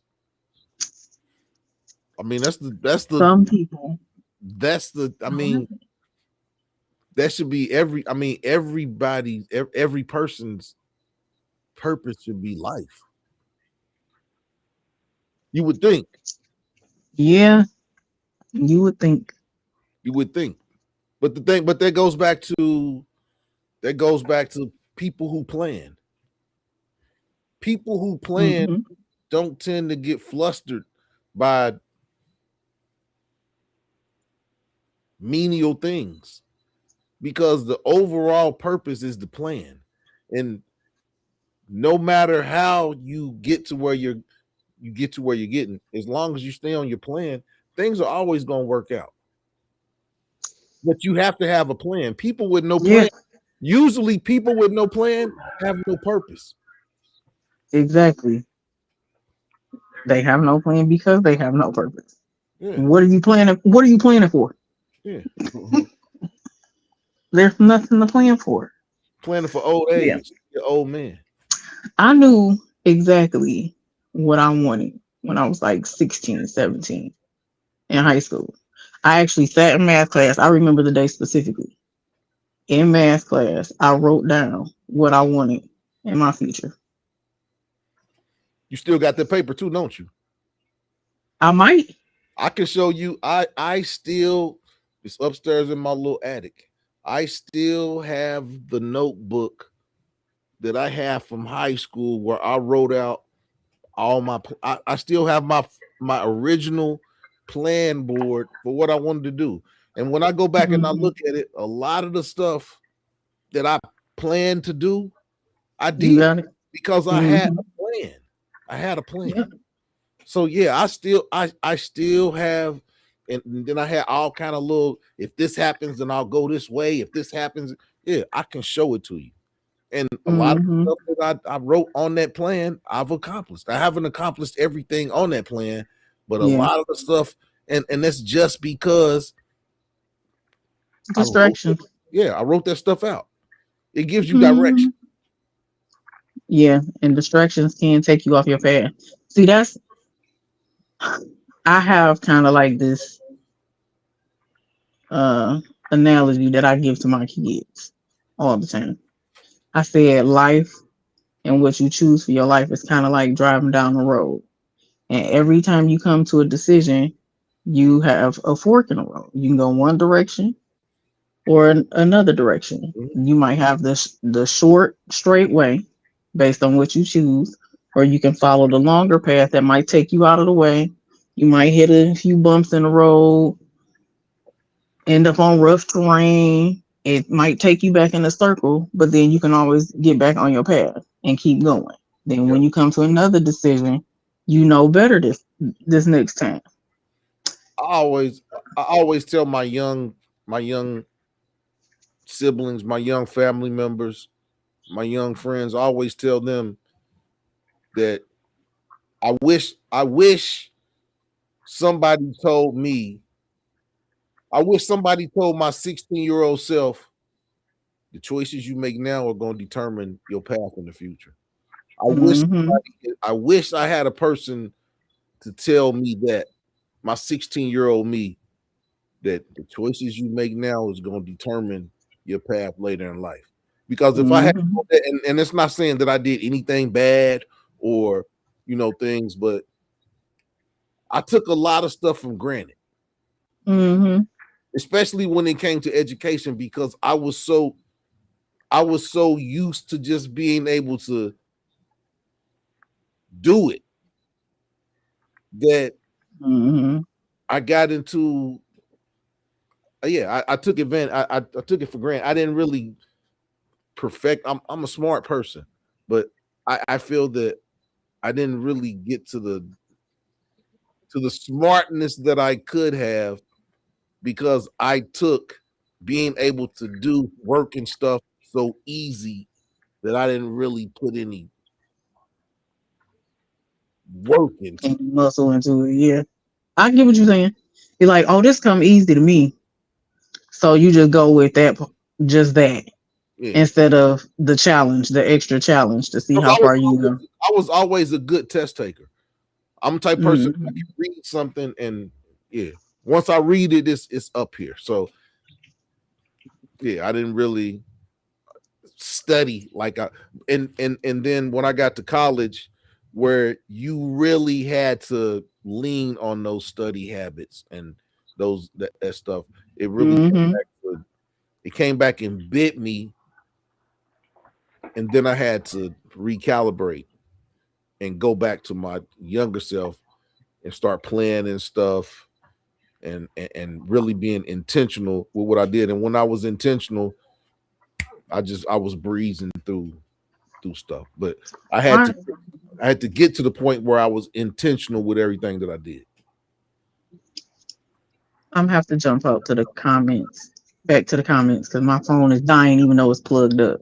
I After don't it even charge up, some I'll I jump don't back even on. see no comments. Do I need to? Yeah, I don't even see no comment. Last comment I got is Daddy Rich saying 100.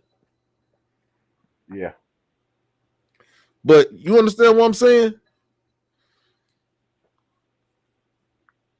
You over there working? Who, me? Yeah. I hear you. I'm just plugging up my headset. I might have to We switch to my we computer at two because my hours and phone. 43 minutes.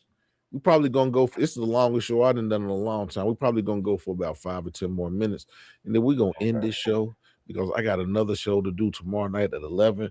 Tomorrow night is Moss After Dark. Mad. It's where we let. I don't have no hair to let down. It's just the show. It's just the show where we get wild. Friday nights.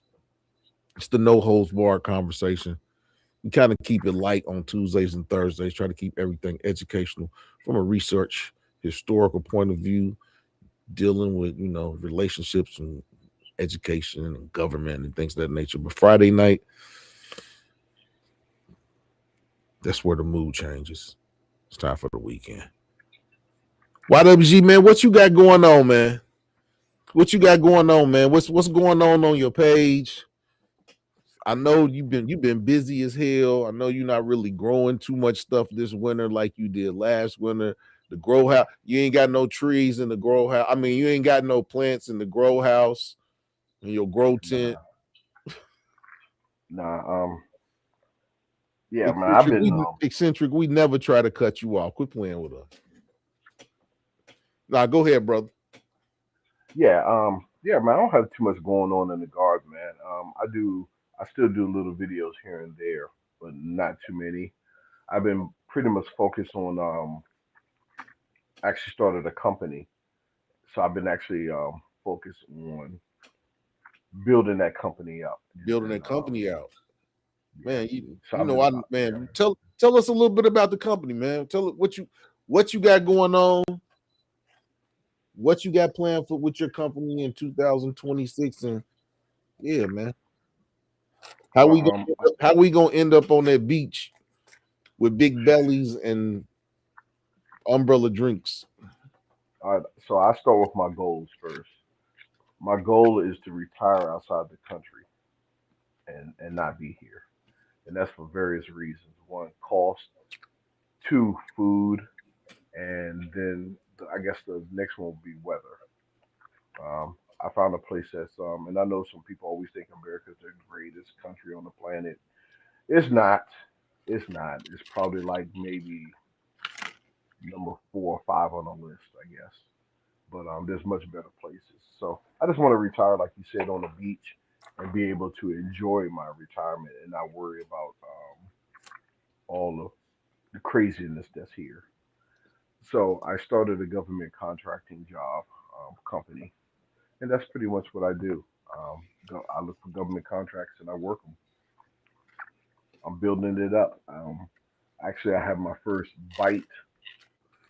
I have my first bite at the end of the month where I'm going to look at a contract, a site visit, and kind of nervous, kind of excited about it.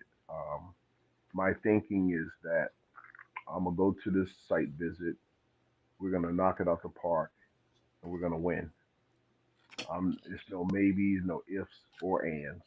I want to win this contract. That's how I'm thinking.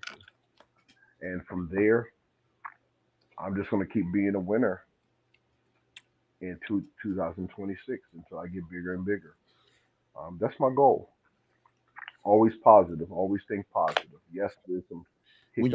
When you win your first contract, man, I'm gonna give you a black belt, man, and I'm gonna be a proud sensei Yes, yes. when you Yeah, win. when I win my first contract, um, it's going to be a 5 minute celebration, but I don't have time No, to you gotta celebrate. celebrate. You gotta celebrate the small wins, just like the big wins. 5 minutes because I'm off to the next contract. Oh yeah, Um, yeah. I won my first. 5 minutes. And while we talking about that, I won my first contract in 2026. I had some. It seems like the number one lesson I can tell you is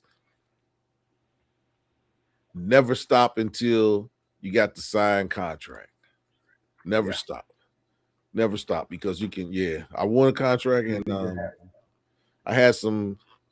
I had a company that gave me some unfair terms and backed out on me. And basically, I had to find another contracting partner very quickly. And I was able to do that, secured that partner. They've agreed to do the work. I'm waiting on them to send me some paperwork, and then we're going to finalize a teaming agreement. And then I'm just waiting on the government to get back to me. I've given them a date that we can start the work. They haven't got back with us yet, so I'm thinking that that's because of the partial government shutdown. So, like he said, you celebrate that win for about 5 minutes, get ready to Hmm. do the work, and then it's on to the next one. I got 8 more that I'm working on right now. You know, my biggest, the scariest part about this contract is yes, it's my first bite. The scariest part is the same day as I do the site visit is the same day the bid needs to be turned in. Same day, and I wasn't expecting that. That's So, are you partially already my done? Or so basically, have you completed the bid, and have you completed the response to the point where when you go to the site visit, you come home, it's just tweaking. You might have to tweak the price or whatever. no. There's no coming home and doing that. The way this is going, and it's my first one. First, Is it a hand this is my deliver, or is it a hand deliver, or is it one no. where you have to do it digitally? I have to do it digital, but here's the catch: the walkthrough is at 8:45 in the morning. Okay. The recommendation is having the contract delivered by 3 o'clock the same day. The response. Yes. So you got to Like deliver this. You got to get the site visit 8:45, and then you got to deliver the response electronically by 3 p.m. that afternoon. yes. Even though the contract says 11:59 before the next day, the recommendation is by close of business has something to them. So that gives me something like No, no, no, no, no, no. Does it? Okay. Does it say the contract can be turned in until 11:59 that night? yes, same day, Oh, then you pretty much. cool. You cool. Yeah, Turn it. yeah, I mean, yeah. Utilize as much time as you. If you said you want to turn it in 3, but you can turn it in 11:59, you got to yeah, 11:59. So they'll get it the yeah. next morning, and basically you copy yourself on the response that you send, so it's hmm time stamped and you know what time you sent it to them. That's all you need to do. Yeah. So the thing is that with a fast turnaround like this, everything has to be dotted and crossed. Everything, and Yeah. I So have I'm to go saying is over it. you should already be working on. You should almost I be have, done writing the response. yeah, and that's the thing. I'm in that process now of gathering everything that I need, make sure I have a digital file on my side. I sent the letters, to the guy, let him know exactly, hey man, once you've done this, I'm gonna need a price like today, and then how to merge it with my what is it, the SF. No, you're gonna need it when you're leaving. hmm Are they going on the site visit with you? Yes, Before you leave the site visit, you need to know the price so that you can go home and just put that information into the response. yeah. Well, back to the hotel. Yeah. But yeah, you when he that's what the site visit is for. And he can do Yeah, that because that's just like him going to somebody's house and looking to oh well, I could do this for such and such. So but when you get ready to leave, he can give you the price. yeah. Or Because then I got he should be able to.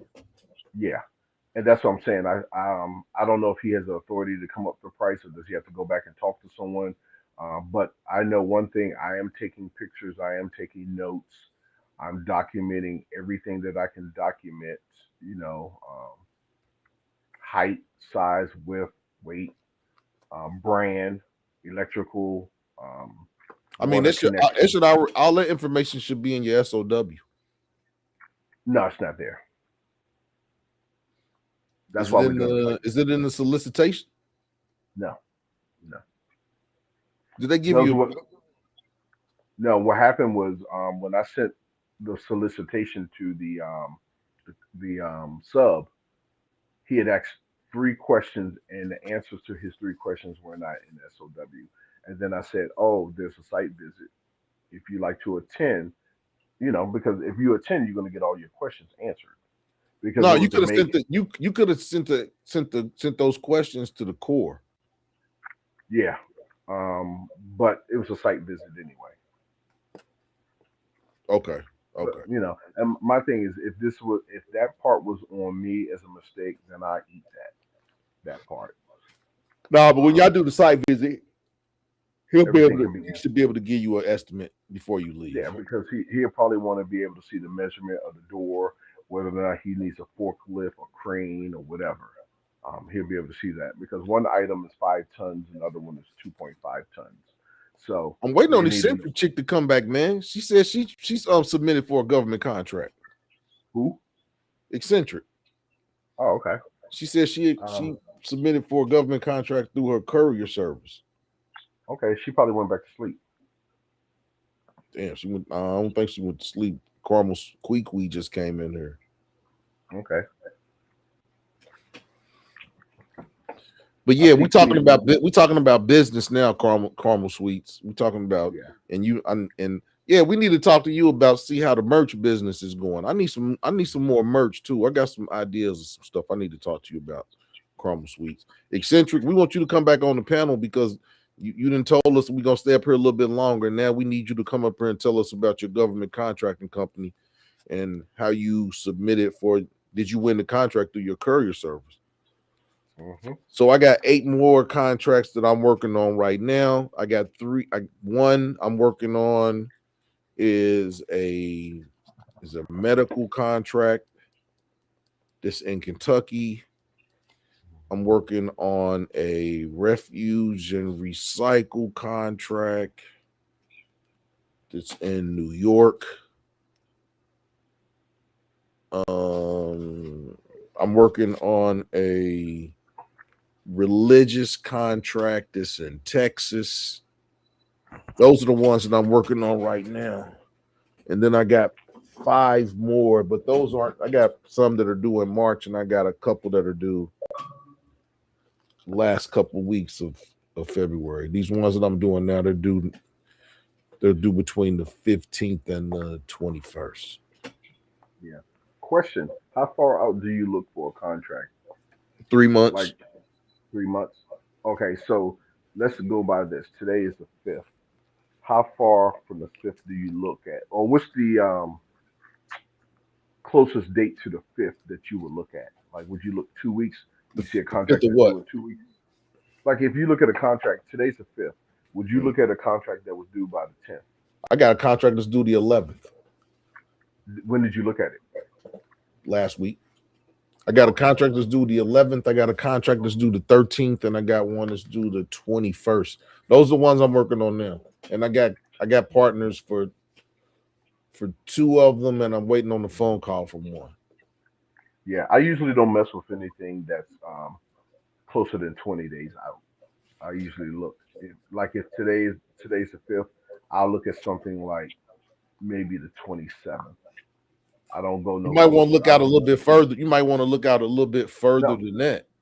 no. I'm saying that's where I would start. I would start there and beyond. I don't do anything closer You don't because I do feel like it's a rush. no. I can dig that though.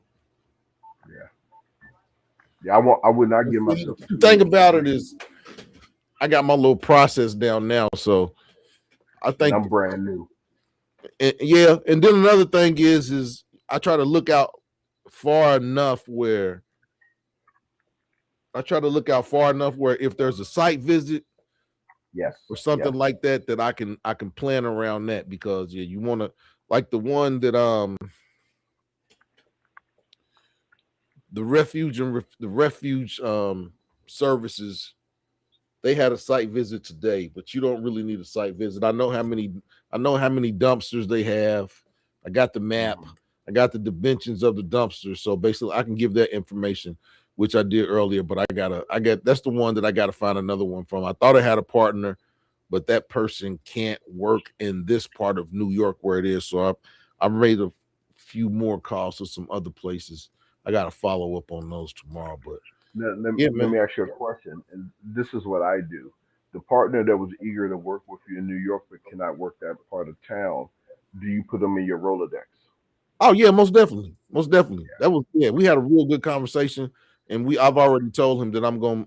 I mean, when I find someone like that, I specifically look for stuff where they are, so I can because I already know that I got a partner. I got a few companies in my Rolodex that Hmm. I know that I'll work with, like my one contract that I have in Texas.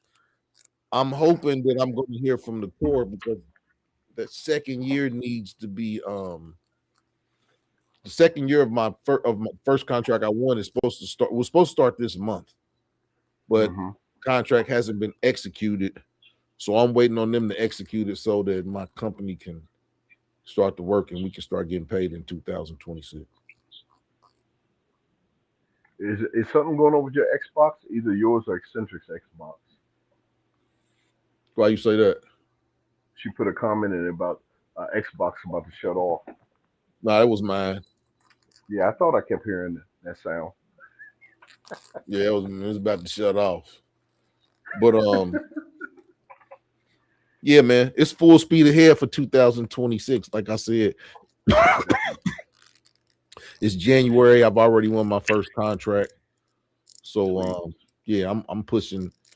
I got and the thing about this one is it's a contract that I submitted for back in August of 2025, and it's just now coming around.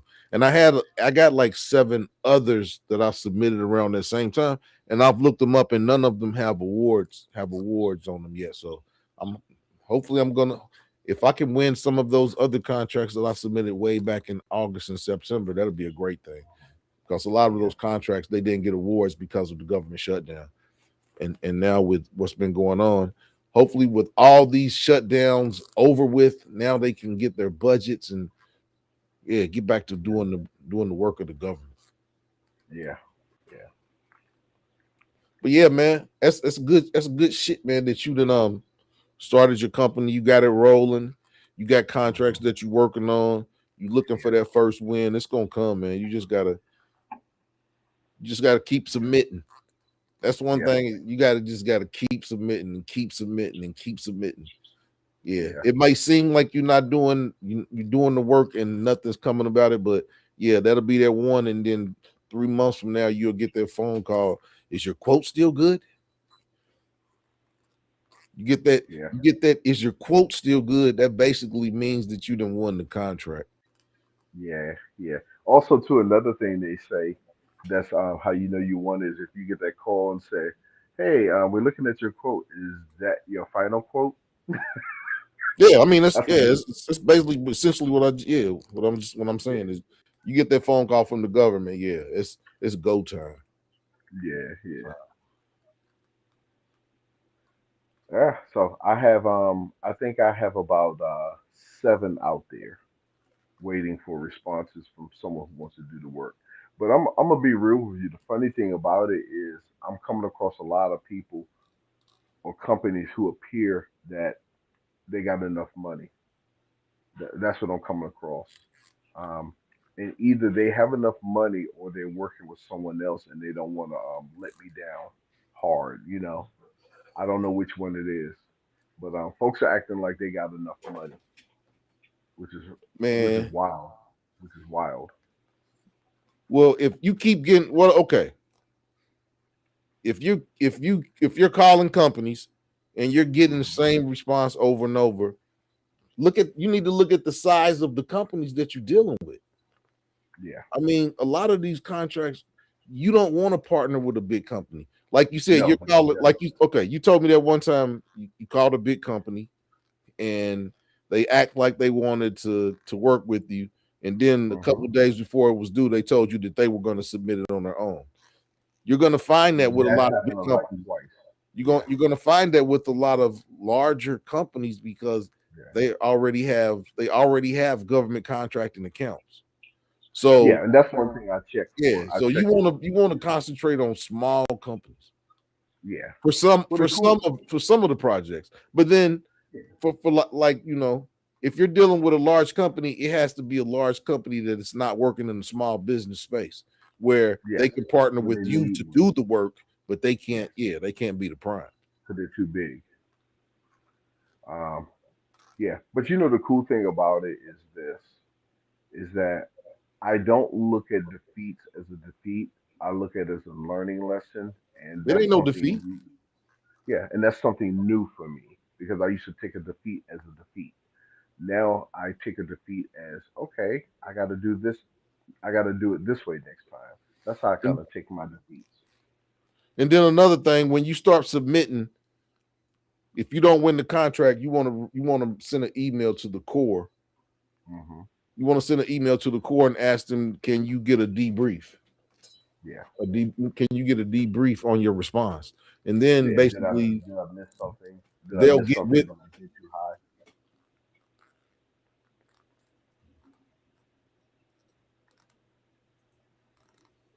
Yo.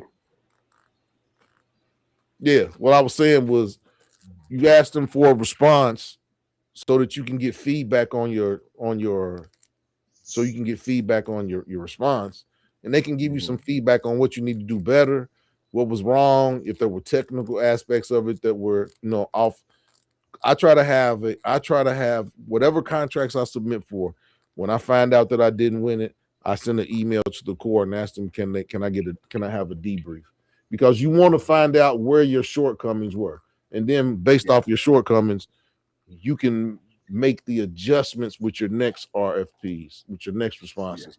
And that's what happened with me the first year. The first year and a half that I was submitting contracts, I 3 of them I had the best bid, but I lost on technicalities of I didn't include this form, I didn't include this form, or I didn't submit it with the package correctly, stuff like that.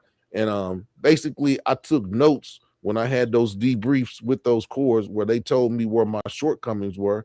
So then in my when I was doing my responses going forward, I had those 3 instances that I could look back and say, okay, but did I do this? Did I do this? So basically, I instituted the stuff that I did wrong and just made best practices from that information.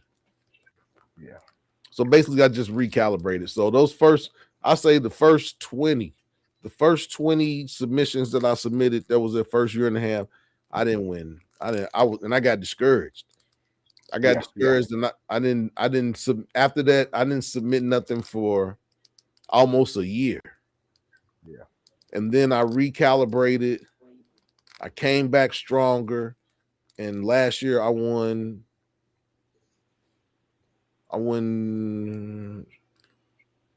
2 contracts. Yeah. So winning those 2 contracts last year, really winning the first one, that let me know that I had the ability to compete in this market. And then when I won the second contract, that just solidified it that I had made the right choice in deciding to do government contracting. And now, as we see, the beginning of January 2026, I already won 1 contract. So, I mean, let me win a contract. Let me win 1 contract every month, and I'll be happy. I'll be a happy camper. Yeah. But I'm satisfied. I'm never satisfied. Like you said, celebrate the wins. When I got that call and they asked me, was my quote still good? There's no bigger rush that you're gonna get in government contracting than when you get that call from the government and they say, is this quote still good? Because that basically lets you know that you didn't win that contract. Yeah. So yeah. And at that point, you call your sub and let them know the good news. We didn't won. Yeah, and there's no better call than calling your partner and telling them, yeah.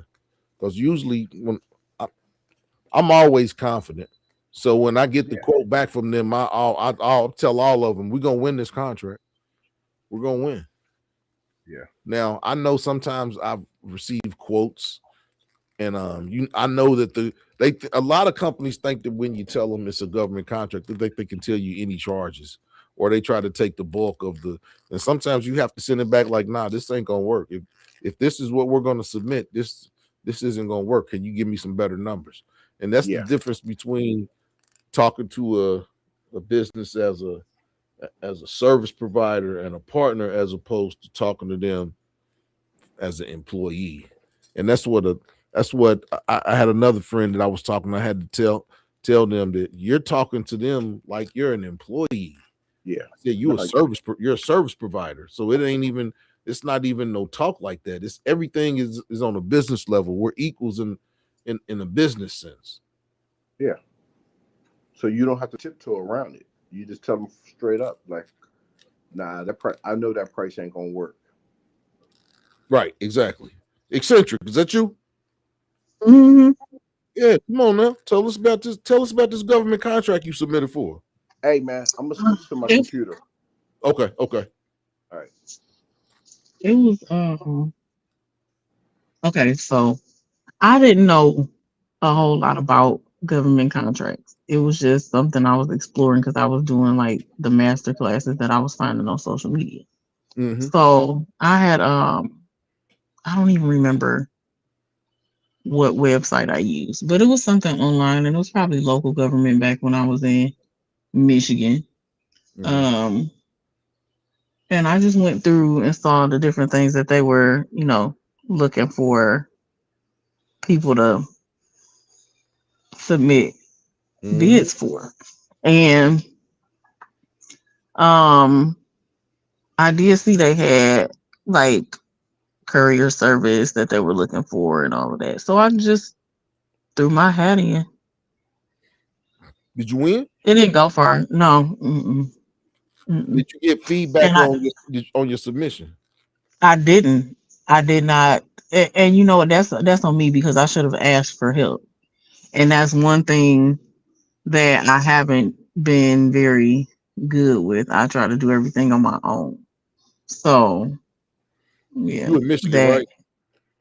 I was. I'm in Georgia now. You need to call the what part of Georgia?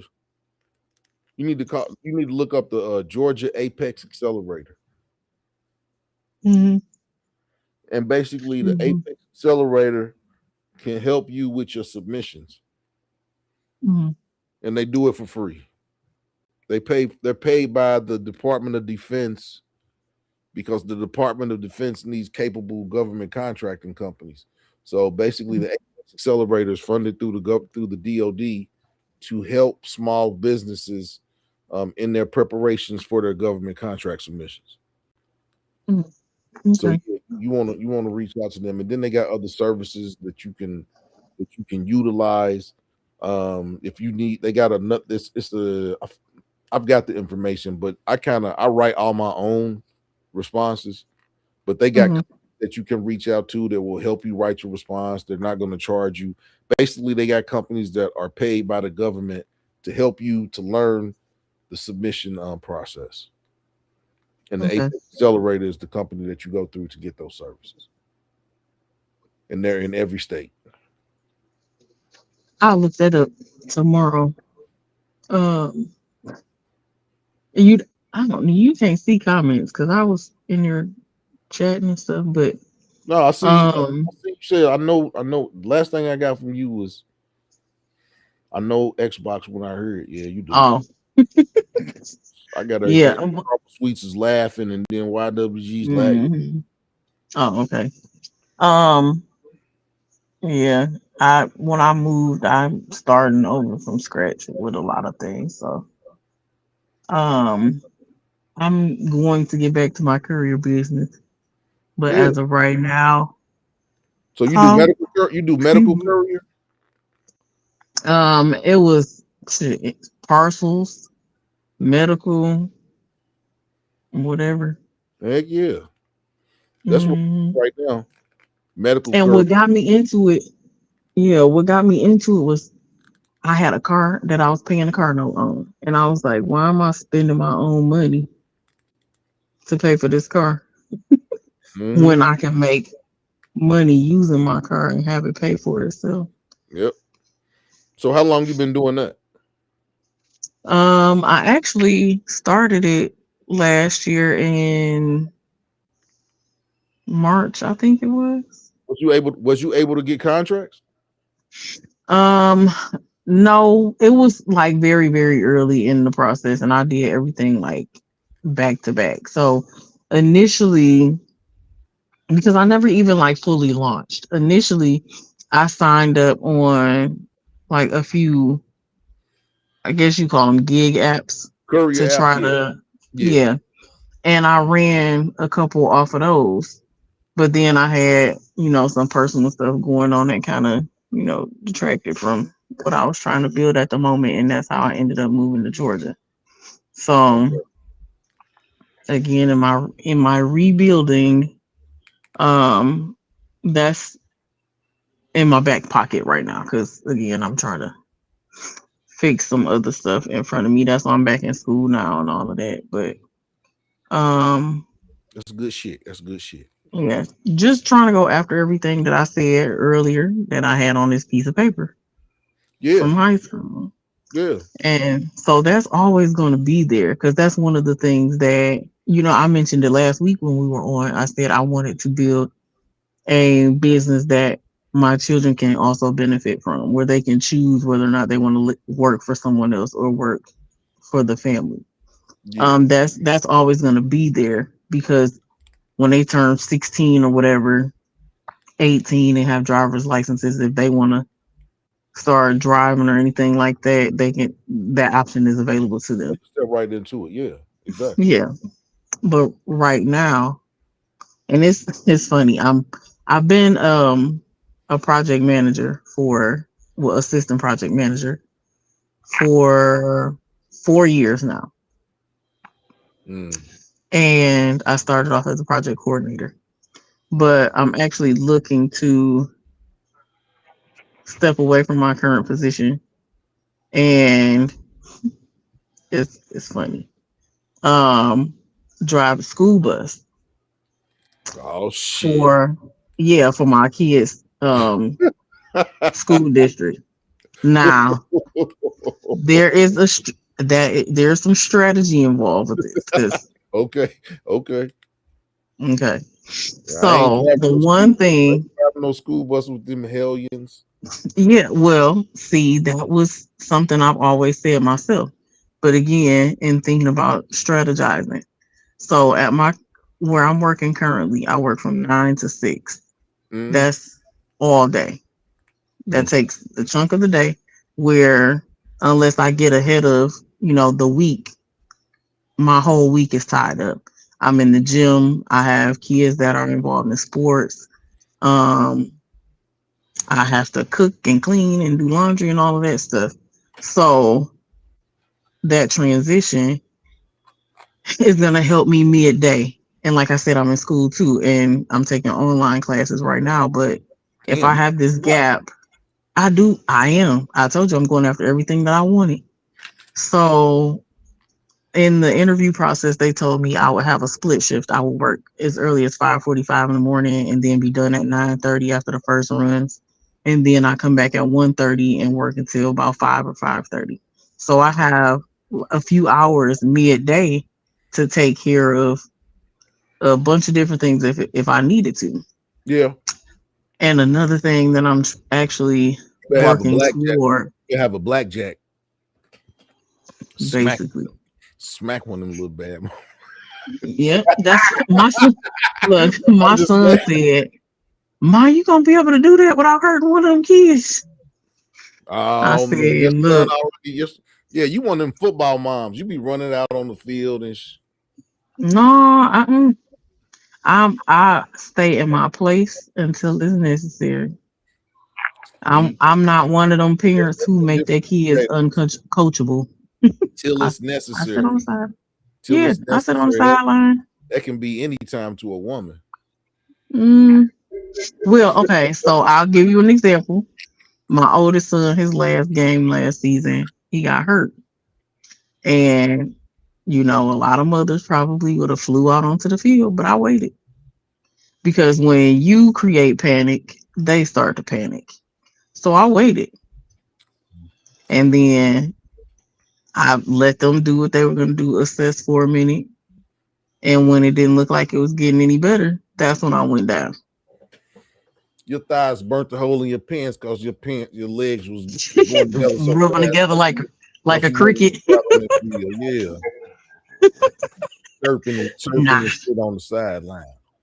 Mm-mm. I kind of got over that after the first season. The first few games of his first season playing, I was on pins and needles. Like, please don't let my kids get hurt. Man, Because not only, your son is out there bruising little kids' heads, man. Yeah, you ain't got nothing to worry about. yeah, the youngest one, the older one, he try to finesse everything. Yeah. One I son, have your one son gonna play on Sundays. one shit. Which one? The big one. The bigger one. Yeah, the bigger That's one. my 12-year-old. Yeah, He the one that be running that rock. he has, yep. I was gonna say he has good hands. My younger son, he is very good on defense though. Definitely good on defense. Um, but yeah, I try to, stay calm because like I said, if I panic, so will they. Yeah, but But now go ahead. that's why he's like, you gonna be able to handle them kids? You gonna be able to deal with them kids without snapping? I'm like, Man, them little that's kids, just like home. eccentric. I don't Mm-hmm. know. I don't know about that one. You got them weak. You got them. You might need them couple of hours in between to decompress. From I all, might.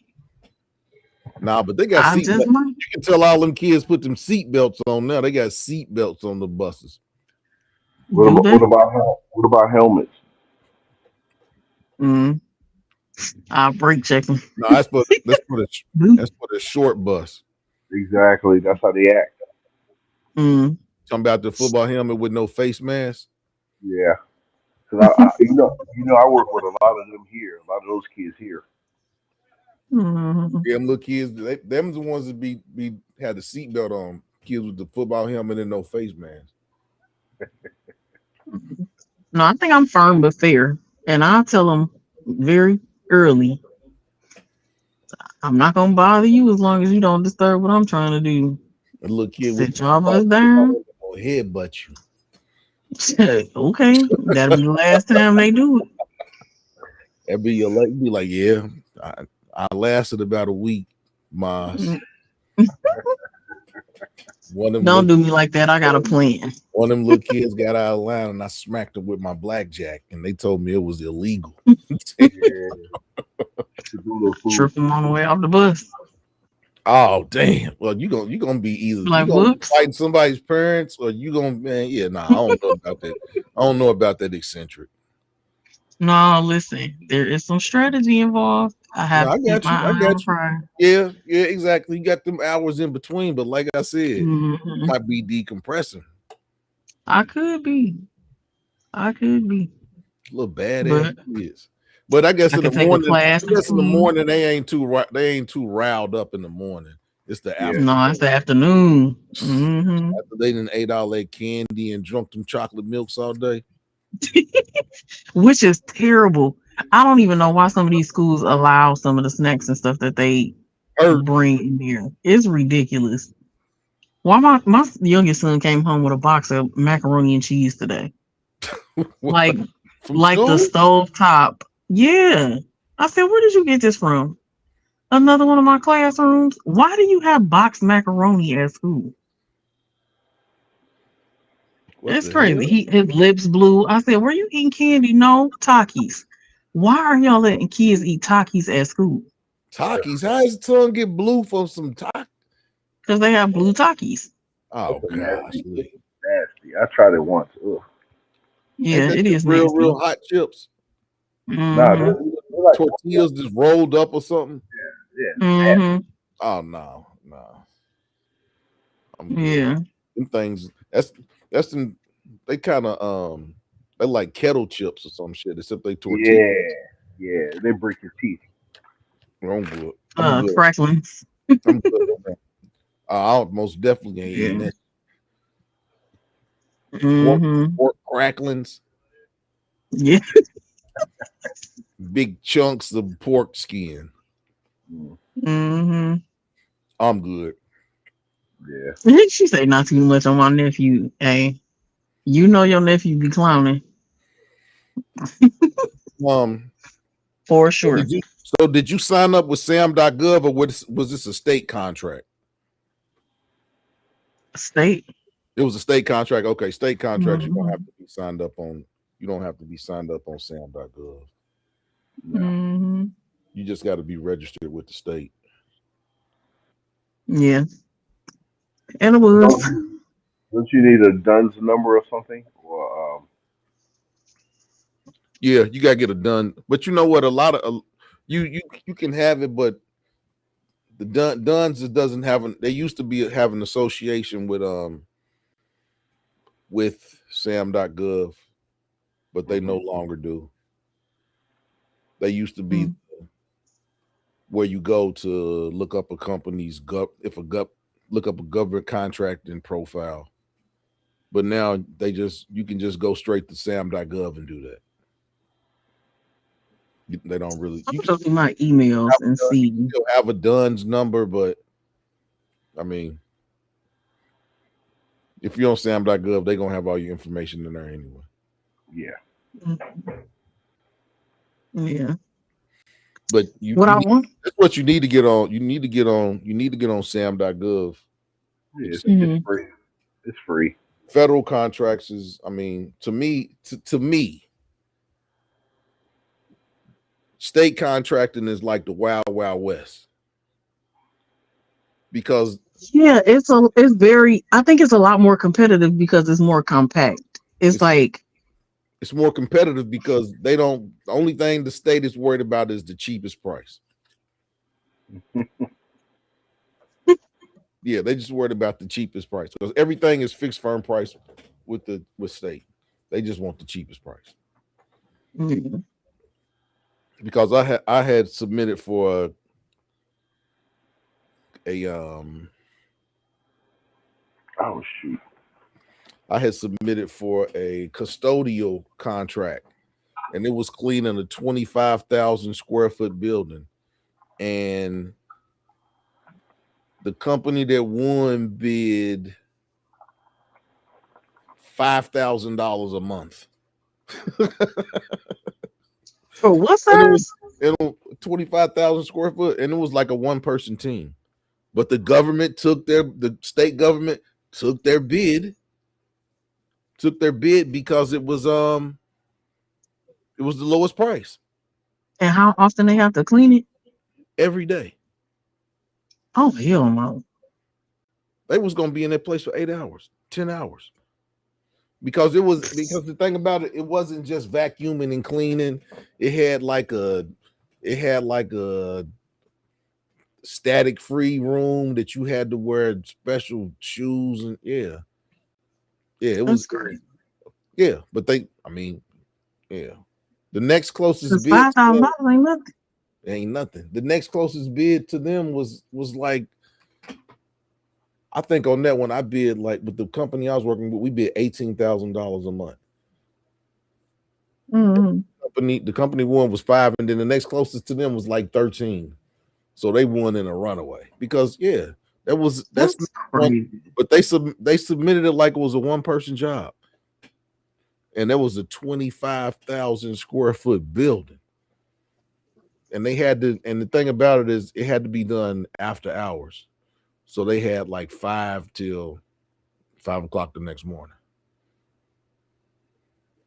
Ain't no way. Cause you gonna pay me a night premium too. No, they wasn't getting no premium. They bid That's crazy. 5,000 and some dollars a month. They sold themselves cheap because they just wanted the contract.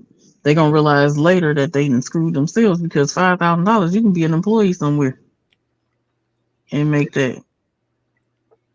$5,000, you can't even hire an employee. That's crazy. But that's like I said, my career business is kind of in my back pocket right now. I really am looking to pivot from my project management experience to um operations. I've been researching a little bit about Fractional work. fractional COO work. Have you been a CEO anywhere? No. It'll be hard. COO, not Yeah. CEO. COOs. Yeah. Corporate Operations. operations Yeah. officer. Yeah. You So have it been. was, Yeah. I think, and that's one of the things that I was looking at because I was like, I don't, the project management experience helps with that. It's Because that's one thing. Skills are very Transferable skills. Yeah. Yeah. hmm So that's what I'm digging into right now. And my degree in business help support that. Between that and my project management experience, I should be able to wiggle my way in there just to get my foot in the door. Well, then you need to look up. Why are you doing this? I'm adding something else to your plate. You need to look up the PMP certification. I was looking at getting it. Because if you get that, you don't need your business degree. Yeah. I did actually look into getting it. It's hard. It's a lot I've of. heard so many No, people no. say it's hard. Don't listen to nobody that's telling you something is hard. Don't even listen to that. It's not. Yeah, it's not hard if it's what you've been doing. The people that say it's hard is people that try to jump in, get the PMP. Nah, the PMP is, I think you got to have like 8,000 work hours to. Yeah. I'm in a group with Black women. It's actually called Black Women in black women in project management or something like that. And so many of them be like, I've had to take my test multiple times before I passed it. They talk about it like it's the bar exam. I So mean, I'm expecting it to be that's the, challenging. that's the same thing that people said when it was time for me to take the SHRM CP test. Hmm. And I just, I mean, I listened and I studied, but I'm a good. One thing about me is I'm a good test taker. So I read. I got. It's yeah. I can read something. It's like a photographic. I can. Yeah. I read a lot. So yeah. I just read the book, did the practice tests. When it came time to go take the test, I breezed through that test. They was like, "You are the person at the testing place was like, you're already done." I was like, "Yeah." Like I saw it in my brain. Like this is supposed to take you 4.5 hours. You're done in 3. I was like, I studied hard for it. It's like, well, okay. Hmm. You sure you don't want to look back through it and make sure you? I was like, I'm good.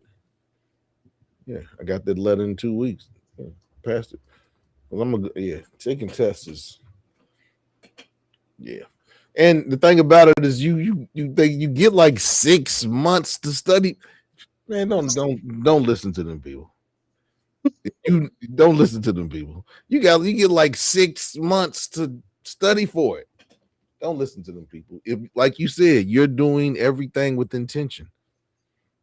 Hmm. 6 months of intentional research and studying, it'll be a breeze. It should be a breeze. If you study for something for 6 months, it'll be a breeze. It'll be a breeze. Yeah, I've seen some accelerated classes and stuff that were Yeah, offered around here. I have 4 months to study for that test. You think I wasn't going to ace that test? Come on. People's taking them boot camps and yeah, you can't take. I mean, now some people was taking 3-day boot camps the week before it was for time for them to take the test. If you got to do all that, you're not ready because you're not gonna because it's not. It's a. I mean, it is. It's a the test that we had to take. It was a multiple choice test, but there were stuff that you had to write out. That's why those Hmm. type of tests like that you have to be doing the work Right. in order to take the test because it's a multiple choice, but they're asking you esoteric type questions where you got to have done the work to be able to even understand the framing that they're giving you. Yeah, Hmm. don't let them. You got this. You man. You said you've been doing project management. You got Hmm. you got this. Don't never listen to nobody. They telling you what it was for them. That don't have no direct correlation with you because you're not even a denominator in their equation. That's all Hmm. them. Yeah, don't listen to that shit.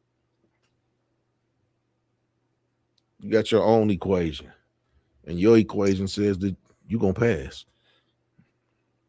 That's the way I look. Yep.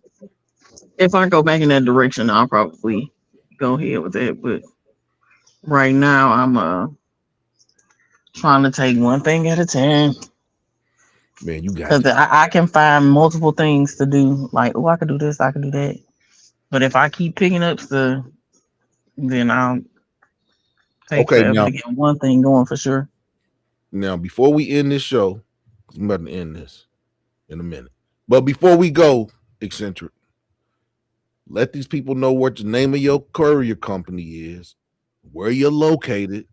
So if anybody needs something delivered, they can hit you up. Let them know where they can find you. Yeah, we being intentional with everything. That's why I got you on here because yeah, we doing our own NIL, name, image, and likeness. Yeah.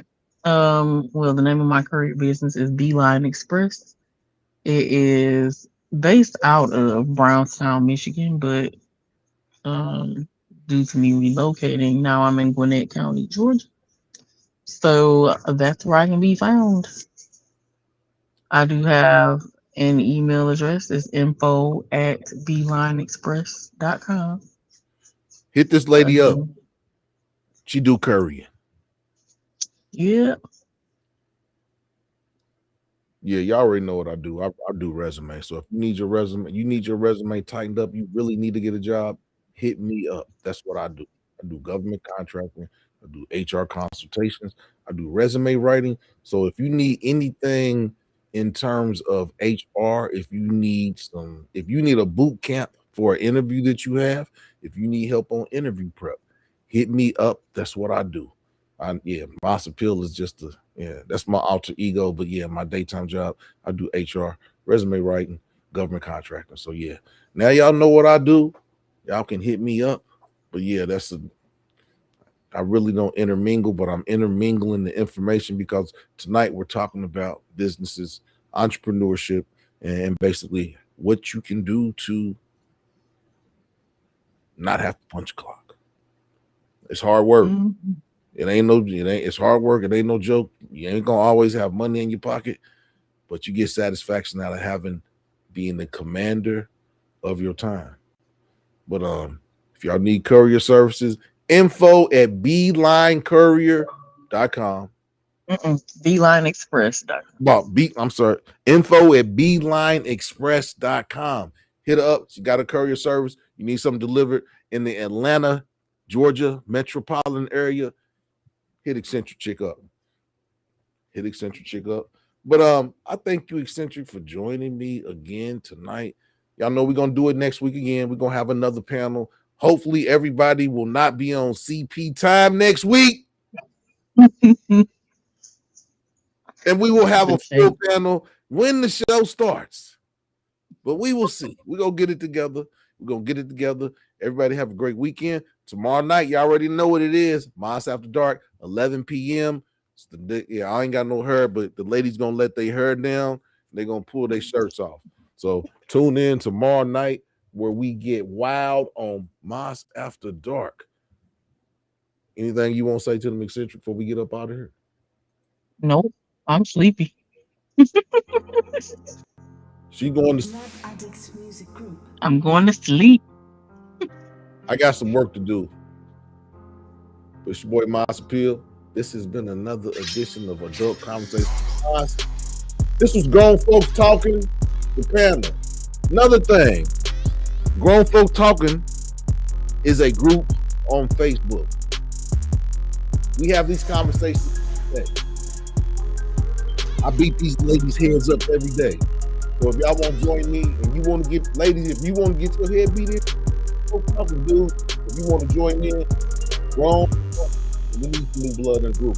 I've been in the group for about 10, 15 years. Jackie started the group. Eccentric Chick started the group. Don't get me in trouble now. That LaDonna started the group. I just took it over. LaDonna started the group. Mm-hmm. Eccentric Chick runs it now. Come check us out. I don't be in there all the time, but I be in there enough. It's your boy Moss Appeal. We out.